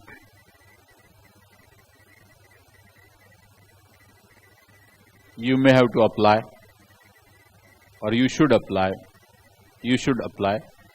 tabular method. Tabular method का मतलब क्या है? क्या है भैया? वो निकाल के देखो, जहां कम आएंगे आपका नसीब, और क्या। ठीक है। फिर उसके बाद टोटल ऑर्डरिंग कॉस्ट कैसे निकालते हैं? Total ordering cost per annum कैसे निकालते बोलो? भूल गए? ए बाय क्यू इंटू ओ। कैसा है समझा ना? ये ए बाय क्यू करेंगे तो नंबर ऑफ ऑर्डर्स आएंगे, ऑर्डरिंग कॉस्ट पर ऑर्डर से मल्टीप्लाई करो। Then total carrying cost per annum is equal to क्या रहता? Q by 2 into I. याद है ना आपको? Q by 2 into I। पांचवा टोटल मटेरियल कॉस्ट कैसे निकालते? Total material cost per annum कैसे निकालते बोलो? A इंटू सी। भूल गए ना? आप बार बार बहुत भूलते भैया। भूलने पे जो नोबेल प्राइज है तो आप ही को मिलेगा, है नहीं? अभी कितना फास्ट हम भूलते हैं। ठीक है, तो ये सारी चीजें मैं 4-5 बार रिपीट हो गई अभी तक के, फिर भी एक बार और लिख के दिया ताकि आप याद करेंगे इसको। ठीक है, तो ये याद करना है, बहुत कठिन नहीं है। बहुत कठिन है क्या? √2 ये वो अपॉन आई, सिंपल फॉर्मूला है। कुछ है क्या दम फॉर्मूले में? कुछ नहीं। ऑलराइट, अब आती है बारी कि भैया एग्जाम में कैसा आता? एग्जाम में कैसा आता? You are more concern with that, I am more concern with knowledge plus exam. You are only concern with exam. किसी को बोल दे कि फलाना चीज एग्जाम में नहीं आती, मेन स्विच ऑफ कर देते, बोले ये तो पढ़ना ही नहीं अपने को। चलो, तो लेट्स डू सम प्रॉब्लम। जैसे ये क्वेश्चन नंबर 2.1 निकालिए अभी, पेज 2.6, पेज 2.6, क्वेश्चन 2.1। अब देखिए, अभी एग्जाम में प्रॉब्लम कैसे सॉल्व करना। This how they are all exam problems. इसमें कुछ प्रॉब्लम्स एग्जाम में आ चुके हैं और कुछ आने वाले हैं। तो समझ रहे हैं क्या? जो आ चुके हैं वहां लिखा हुआ है ईयर और एग्जाम का नाम, और जो आने वाले हैं वहां कुछ नहीं लिखा है। और इसका मतलब ये नहीं कि जो आए हैं वो रिपीट नहीं होते, कोई कोई रिपीट भी होते, इसलिए नहीं तो उत्तेज करेंगे जहां एग्जाम नहीं लिखा है। दोनों करना है। करने का मतलब they are most important problem. चलिए, अब इसमें हम क्या करेंगे, काम की चीजें लिख लेंगे पर। This is the way how to solve the problem. Problem solving technology या process of solving the problem. क्या क्या दिया है वो लिख लो। अब करते थे ना 10वीं में मैथ्स में वगैरह, गिवन, फिर क्या बोलते थे, कंस्ट्रक्शन, फिर टू फाइंड एंड फिर सॉल्यूशन, ऐसा कुछ भी करते थे ना। अब वैसे ही कुछ, बट उतना सिस्टमैटिक नहीं रहता यहाँ पर। Calculate EOQ the material A from the following information. Annual requirement 12,000। क्या बोलेंगे इसका? बोलो ए। तो ए इक्वल टू 12,000 यूनिट्स। अब पूरा लिखते जाइए साहब। आप क्या करते? ए 12,000 खत्म। फिर रुपए है, पैसे है कि किलो है, पता नहीं चलता, कंफ्यूजन बढ़ता। ऑर्डरिंग कॉस्ट पर ऑर्डर, ये क्या बोलते हैं इसको? बोलो ओ, ₹100 पर ऑर्डर। ऐसा पूरा लिखिए जैसे मैं लिख रहा हूं। ठीक है। Price per unit ₹20। प्राइस यानी क्या है? सी। कॉस्ट यानी price ₹20 per unit. Inventory annual हो गया। Inventory carrying cost dash interest etcetera 10% पर एनम। तो इंटरेस्ट 10% है, तो 10% काय का रहेगा? मटेरियल कॉस्ट का। तो ₹20 का 10% प्लस एंड अदर ₹1, ऐसा है। मतलब इंटरेस्ट 10% और बाकी ₹1 खर्चा है, इंश्योरेंस है, रेंट है, चौकीदारी है, ये सब ₹1 और है। तो ऐसा मतलब ये कितना हो गया? 20 का 10% ₹2 और ऊपर ₹1 ऊपर ₹3 पर यूनिट पर एनम। हो गया। करना क्या है सर? फाइंड ईओक्यू बोला ना, ऊपर ही लिखा है, कैलकुलेट ईओक्यू। अब क्या करेंगे? अब यहां पे कोई क्वांटिटी डिस्काउंट की बात किया उसने नहीं, सीधा फॉर्मूला लगाना है। EOQ is equal to √2AO upon I equal to √2। A कितना है बोलते जाओ? 12,000। ओ कितना है बोलते जाओ? 100। सब तो लिखा है ना आपके सामने। आय 3। कितना सिंपल है? 12 से सिंपल है कॉस्टिंग, है कि नहीं? बोलो मेरे को, ईमानदारी से बोलो।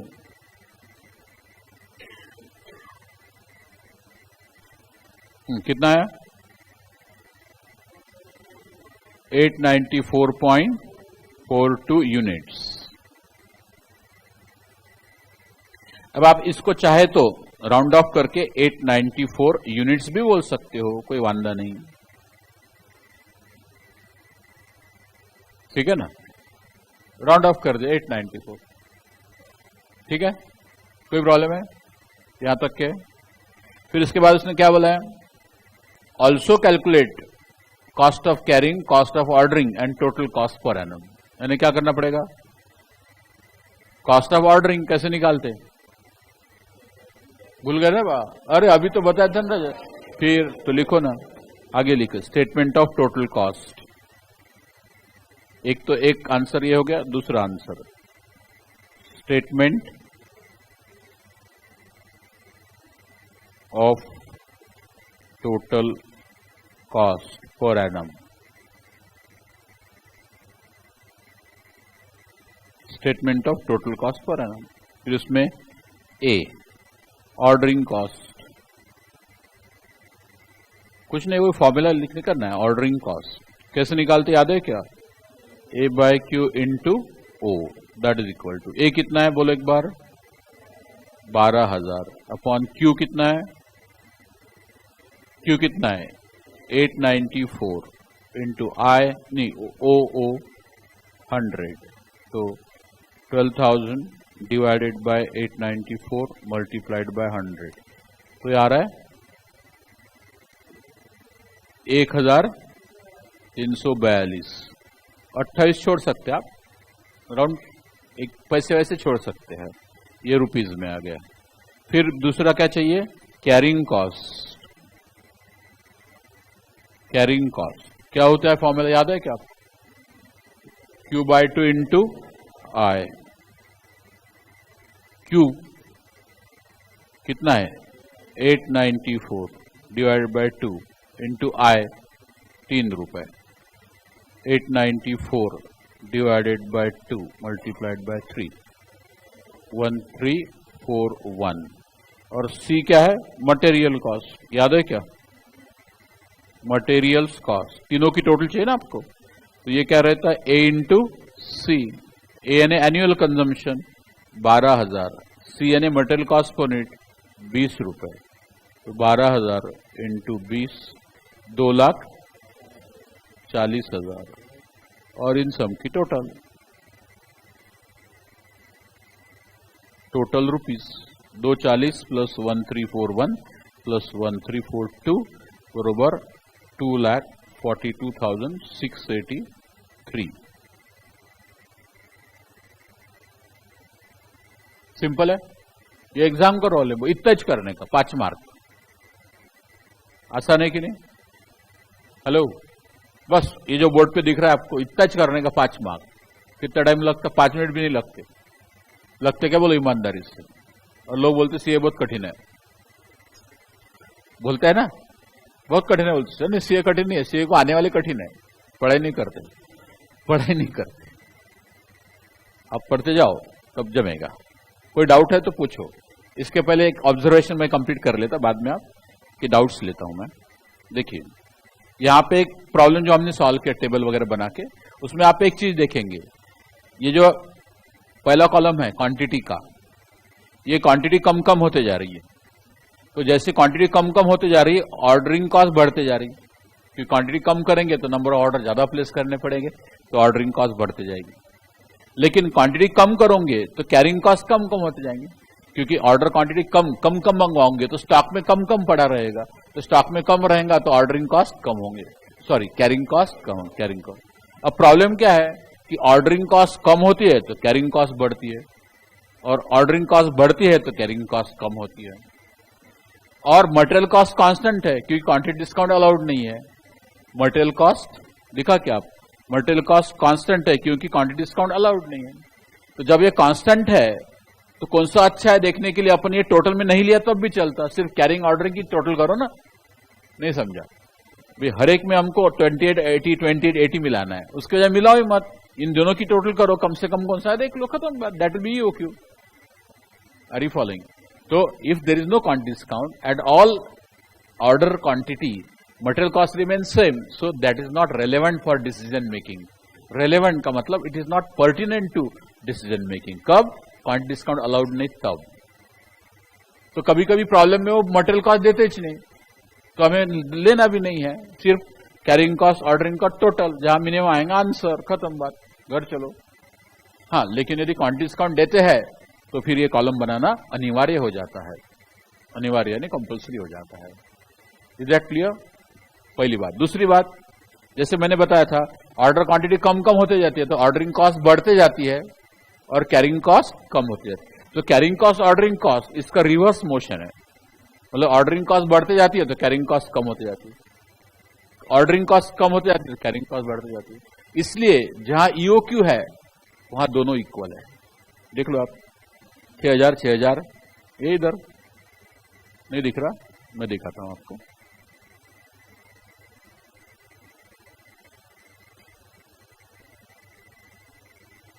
यहां पे देखिए, ये 6000 कुछ दिख रहा?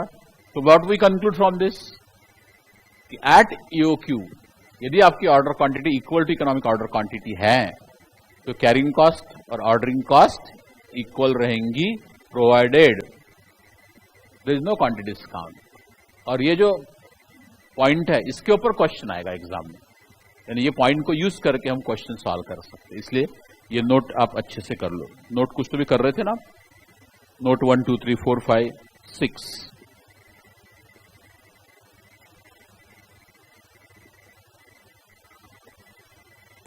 At order quantity equal to EOQ, at order quantity equal to EOQ, at order quantity equal to EOQ, the carrying cost and ordering cost will be equal. The carrying cost and ordering cost will be equal. समझ रहे ना क्यों? Provided, provided मतलब वहां पे थोड़ा सा proviso है, प्रोवाइडेड। जैसे लोग पूछने आते सीपीटी के समय, ज्वाइन करते समय, कि बोले सुना है सीए बहुत कठिन है, मैं पास हो जाऊंगा क्या? तो मैं बोला बिल्कुल पास हो जाओगे, प्रोवाइडेड यू स्टडी रेगुलरली। ठीक है, प्रोवाइडेड, ठीक है। मैंने बोल दिया पास हो जाएंगे तो हो जाएंगे, ऐसा थोड़ी है। मैं बाबा हूं क्या? बस बेटा आशीर्वाद है, ऐसा है क्या? वो बाबा के आशीर्वाद से भी कुछ नहीं होता, जब तक अपन नहीं पढ़ते तब तक, समझ रहे ना? तो प्रोवाइडेड, प्रोवाइडेड मतलब उसको कुछ कंडीशन लगी हुई है, that is called provided. So ordering cost carrying cost will equal provided. क्या है provided? Provided no quantity discount is allowed, लिख दीजिए provided no quantity discount, no quantity discount is allowed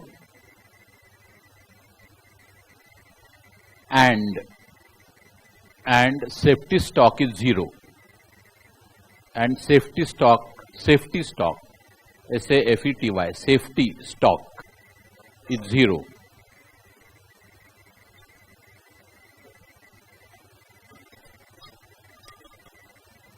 अब ये सेफ्टी स्टॉक क्या होता है, ये समझने का टाइम आने का है, वो कल आएगा। व्हाट इज सेफ्टी स्टॉक, तो ये कल बताएंगे, लेकिन नोट मुझे आज लिखने इसलिए मैं ऐड कर रहा हूं। ठीक है, तो ये ध्यान रखना है कि सेफ्टी स्टॉक नहीं है, शून्य है और डिस्काउंट भी नहीं है, तब carrying cost ordering cost equal होंगी। याद रहेगा, सिर्फ ये पॉइंट के ऊपर जो है कुछ प्रॉब्लम्स है इसमें सॉल्व करने के लिए। आप इज दैट क्लियर? अब कब से मैं ही बड़बड़ा रहा हूं, 1.25 घंटे हो गए, आप कुछ भी नहीं पूछ रहे। इसको मोनोलॉग बोलते हैं, मतलब इधर से जा रहा कुछ, वन वे ट्रैफिक, वो अच्छा समझेंगे आपको। One way is not good, you know, so one way is not good. तो आप भी कुछ बोलो, कुछ तो पूछो, डाउट नहीं होगा तो सिर्फ मेरे समाधान के लिए पूछो, लेकिन पूछो, कुछ तो पूछो। इतना बड़ा बड़बड़ किया 1.25 घंटे, उसमें कुछ भी डाउट नहीं आपको, बोलो ना। ऐसा लोग बोलते हैं, मैं नहीं बोलता ऐसा, लोग बोलते हैं कि यदि कुछ भी डाउट नहीं पूछ रहे तो इसके दो मतलब होते हैं या तो कुछ भी नहीं समझा या सब कुछ समझ गया। अब सब कुछ समझ जाएगा, इतना अच्छा तो मैं पढ़ाता नहीं हूं और आप भी इतने होशियार नहीं हो, टू बी फ्रैंक। और कुछ भी नहीं समझेंगा, इतने आप बुद्ध नहीं हो और इतना बेकार भी मैं नहीं पढ़ाता हूं। तो अपने को सब्सटेंशिएट करना है कि अपन बुद्धू नहीं है, तो कुछ तो पूछो, नहीं डाउट होगा तब भी पूछो। चलो पूछो, पूछो ना। अरे क्या, हाँ बोलो। जरूरत नहीं है, इनका सवाल यह है कि एग्जाम में फॉर्मूला तो लिखना ही पड़ेगा, लेकिन वो लिखना जरूरी है कि ए ओ आ, जरूरत नहीं है। रीजन ये कि एग्जाम में टाइम नहीं पूरता, और आजकल का जमाना सब शॉर्टकट का है ना भैया, है ना। वो तो OMG बोलते हैं ना, OMG, ASP, ASAP, मेरे को नहीं आता ज्यादा short form, ASAP, as soon as possible.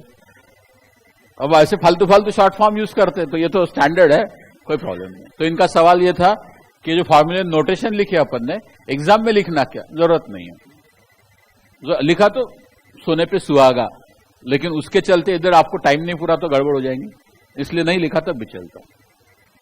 आगे बोलो। फॉर्मूले में कैसे आया ये फॉर्मूला,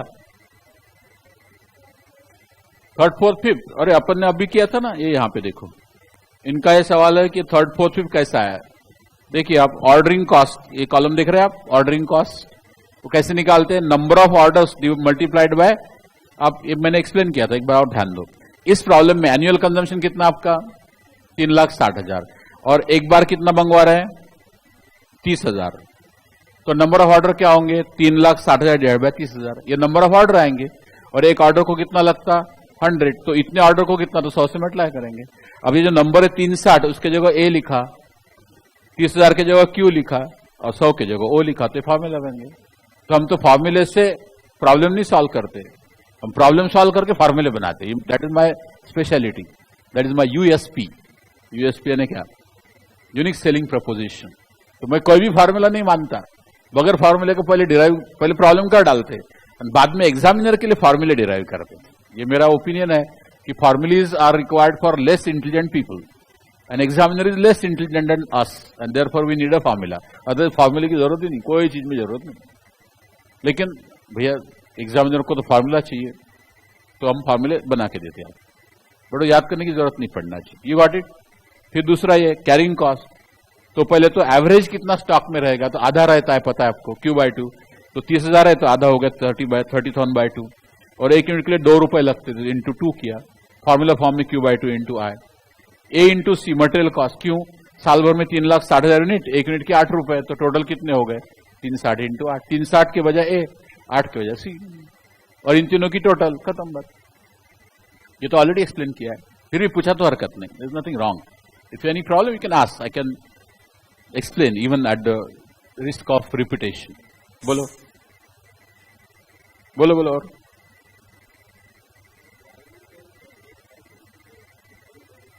हाँ देखो ना, अब इनका कहना है कि वाई वी टेक एवरेज। आप एवरेज ड्यू डेट वगैरह पढ़े क्या, नहीं पढ़े, 12वीं कॉमर्स एवरेज ड्यू डेट पढ़े ना। फिर जैसे हमने मान लो आपसे लोन लिया, 1 लाख रुपए का लोन लिया,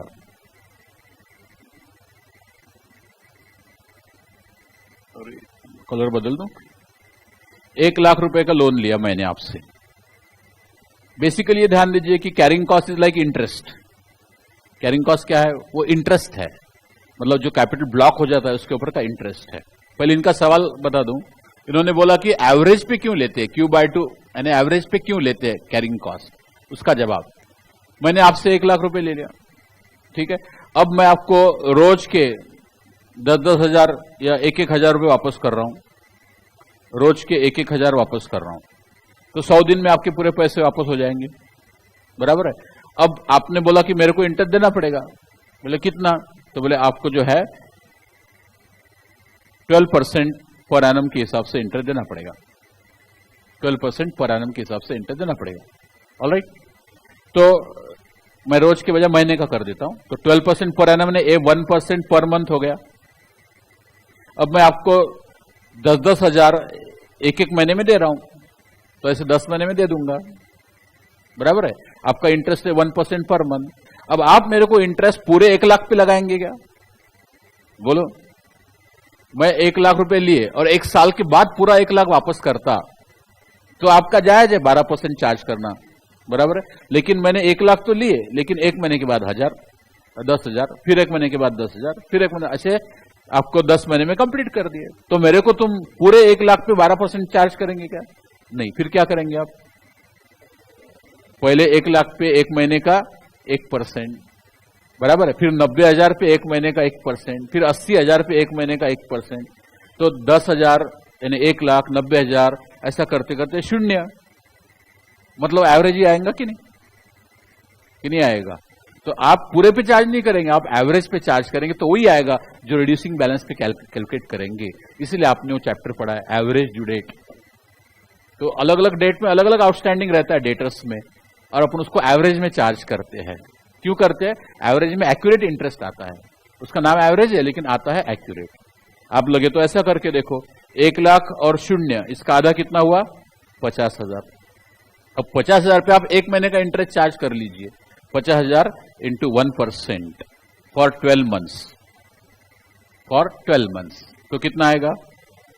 50,000 इंटू 1% इंटू 12, तो 6,000 आएगा बॉस।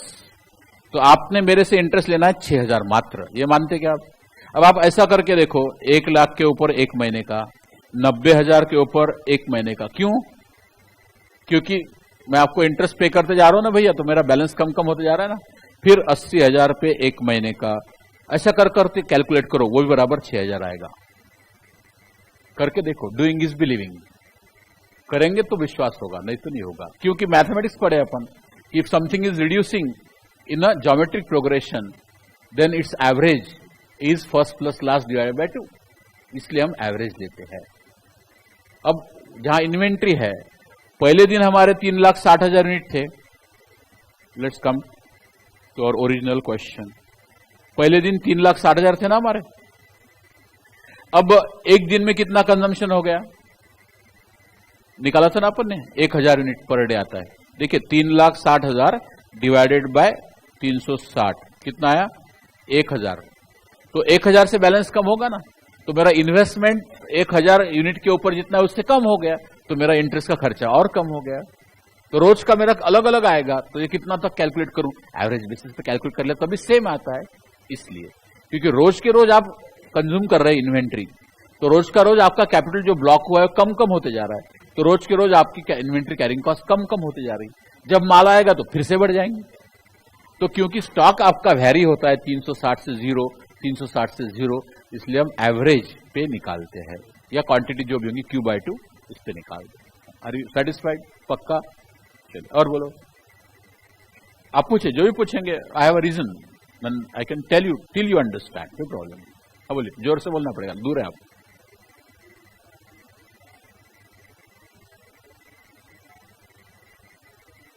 नहीं, इनका कहना है कि क्वांटिटी डिस्काउंट है तो फॉर्मूला नहीं लगाना, ये समझ में आया। क्वांटिटी डिस्काउंट है तो टेबल बनाना पड़ेगा, ये समझ में आया। लेकिन करेंगे कैसा, ये समझ में नहीं आया। प्रॉब्लम एक्चुअली कैसा करेंगे, वही प्रॉब्लम है ना आपको। हाँ, तो वो मैं बताऊंगा ना, वैसे प्रॉब्लम आने के बाद, मतलब वैसे प्रॉब्लम आएगा तब बताऊंगा। जैसे कि प्रॉब्लम नंबर 2.4, इसमें क्वांटिटी डिस्काउंट है, ये मैं कल करूंगा तो आपको समझ में आ जाएगा। Is that clear? तो आज आप उसको तकलीफ मत लो, मतलब don't think today, let us postpone it for tomorrow. ठीक है, इनका सवाल है कि भाई क्वांटिटी डिस्काउंट आएगा तो फॉर्मूला नहीं करने का, तो फिर कैसे करने का? वो कर करके देखने वाला फंडा है, वैसे ही करना पड़ेगा। उसमें थोड़ा सा शॉर्टकट कर सकते हैं अपन, करना पड़ेगा बेसिकली टेबल से ही करना पड़ेगा, बेसिकली टेबल से। लेकिन उसमें एक्चुअल क्या करना है ये आपको मैं कल प्रॉब्लम के साथ समझाऊंगा। विदाउट प्रॉब्लम समझाऊंगा तो आपके समझ में नहीं आएगा। इसलिए तो द टाइम, हर चीज का टाइम होता है। जैसे आप जब पहली क्लास में थे, आपको सब्ट्रैक्शन सिखाया था ना टीचर ने। सब्ट्रैक्शन कौन सी क्लास में सिखाया था? 4 - 1 कौन सी क्लास में सिखाया था? फर्स्ट में सिखाया था। तो सबसे पहली बात आपके टीचर ने क्या बोली थी? बड़े में से छोटा नंबर माइनस होता है, छोटे में से बड़ा नंबर माइनस होता नहीं। बोले थे ना ऐसे? बोले थे कि नहीं? क्यों बोले थे? गलत था कि नहीं? वो गलत है भाई। 5 - 4 भी होता है, 4 - 5 भी होता है। बड़े में से छोटा भी माइनस होता है, छोटे में से बड़ा भी माइनस होता है। तो टीचर ने गलत बताया। क्यों? क्योंकि तब आपकी जो बुद्धि थी वो ये समझने लायक नहीं थी कि छोटे में से बड़ा पैसा जाएगा। इसलिए हर चीज का अपना उम्र होता है। तो जैसे आपकी इधर आईक्यू बढ़ेगा, जैसे जैसे मैं पढ़ाऊंगा आईक्यू बढ़ते जाएगा, वैसा वैसा पढ़ाते जाऊंगा। Learning is a process, it has to be learn step by step. एक ही दिन में सारी चीजें नहीं बता सकता हूं। ठीक है, तो आपका सवाल जायज है, लेकिन उसका आंसर आज नहीं दे सकता, क्योंकि आज आप समझोगे नहीं, कल दूंगा विद द प्रॉब्लम। आगे बोलो, बोलो और पूछो, पूछो ना कुछ तो पूछो।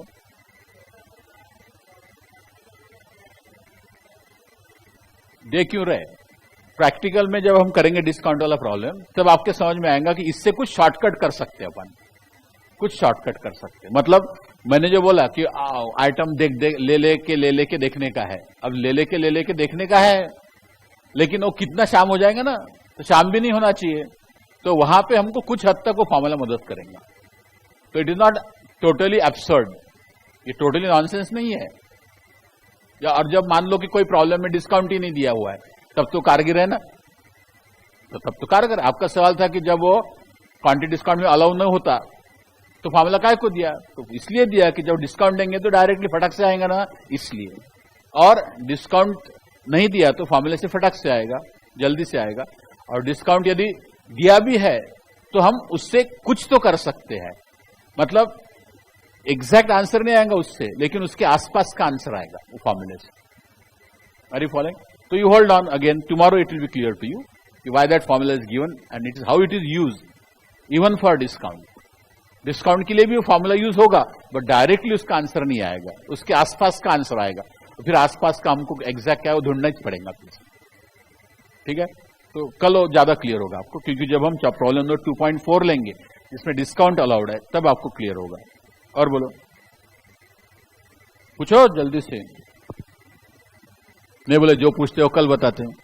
अरे वो कल के लिए है, इसलिए अभी टाइम भी नहीं है ना उतना बताने की। ये पूरा प्रॉब्लम जब करेंगे तब उसमें आपको समझ जाएंगे वो, इसलिए। बोलिए,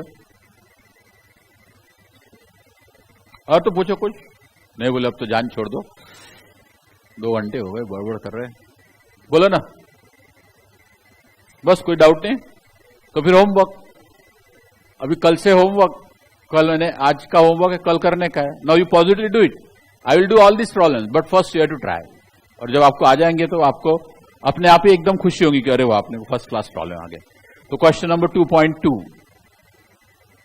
2.3, ये 2 प्रॉब्लम आपके लिए होमवर्क के लिए। 2.2, 2.3 ये दोनों होमवर्क के लिए। ऑलराइट, बस आज आप इतना ही कर सकते हो, इससे ज्यादा नहीं हो सकता, क्योंकि जितना हमने पढ़ा है ना उसके हिसाब से। क्वेश्चन 2.11 भी आप ट्राई कर सकते हैं।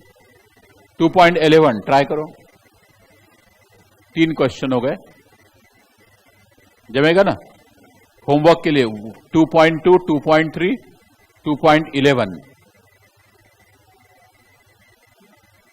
ठीक है। सारे प्रॉब्लम करने के अपने को, लेकिन जितना मैंने पढ़ा है उसके हिसाब से जो करते आएंगे उतना ही मैंने होमवर्क दिया। पॉजिटिवली करिए, पॉजिटिवली करिए। और मैंने आपको कल बताया हुआ है, जो कल नहीं आए होंगे उनके लिए एक बार और बता देता हूं। कि आपको एक अलग कॉपी रखनी है जिसमें आप आपका जो होमवर्क में दिया हूं वो अलग करेंगे। ये आज जो लिख लिया ये मेरी कॉपी है, आप कृपया उसके ऊपर मेरा नाम डालिए। ये जो यहां की कॉपी है ना आपकी क्लास वर्क की, यहां पे आपने आपका नाम डाला होगा, लेकिन इसमें जितने भी प्रॉब्लम है वो मैंने सॉल्व किए, आपने नहीं किए, बराबर है ना। तो फिर आपने उसमें मेरा नाम डालना चाहिए। फिर आपकी कॉपी और आपकी कॉपी कैसे के समझ में आएगा किसकी कॉपी है? सबके ऊपर पीएच मेटकरी लिखा है, तो उसके लिए एक उपाय है, यहां लिखिए कॉस्टिंग बाय पीएच मेटकरी, फिर ब्रैकेट में लिखिए कॉपीड बाय आपका नाम, कॉपीड बाय आपका नाम, ताकि उससे क्या होगा, जब जब वो कॉपी देखेंगे तो ये आपके ध्यान में आएगा ये सब तो सर ने किया है, तो अपने को घर जाके एक बार और करने का है, ये सिर्फ कॉपी मारा है अपन ने बोर्ड के ऊपर। ये इसका नॉलेज होना बहुत जरूरी है। और एक घर में और कॉपी रहेंगी जिसमें आप ये प्रॉब्लम आज बोले ना आपको करने के लिए वो करिए, और कल मैं फिर से करूंगा वही प्रॉब्लम, फिर से मैं बोर्ड पे करूंगा। तो आपने क्या सही किया, तो सही हुआ तो आपको एकदम खुशी होगी, गलत हुआ तो कहां गलती हुई ये समझेंगा, तो you add value to your knowledge. तो इस तरह से वो करना बहुत जरूरी है। ऐसा देखा गया है कि 5-6 दिन महीना भर लोग पढ़ते हैं और धीरे धीरे धीरे धीरे धीरे ज्योमेट्रिक प्रोग्रेशन में कम होते जाते हैं। अर्थमेटिक नहीं, ज्योमेट्रिक। अर्थमेटिक में कैसा थोड़ा थोड़ा कम होता है, जैसा अपना था 10,000, फिर 8,000, 7,000। ज्योमेट्रिक प्रोग्रेशन में क्या होता, 1 लाख, फिर उसका आधा 50,000, फिर उसका आधा 25,000, फिर उसका 12,500, 6,250, ऐसा करते करते फटाफट फटाफट कम हो जाता। तो ये ऐसा नहीं होना चाहिए, ज्योमेट्रिक भी नहीं और अर्थमेटिक भी नहीं, पूरे के पूरे लोगों ने पढ़ना चाहिए। मैं यदि पूछूंगा कि आप में से किनको किनको पास होना है, किसी को नहीं होना है क्या? सी इंटरमीडिएट किनको किनको पास होना है? सबको होना है। तो होमवर्क तो सबको करना पड़ेगा ना बेटा, कि नहीं करना पड़ेगा?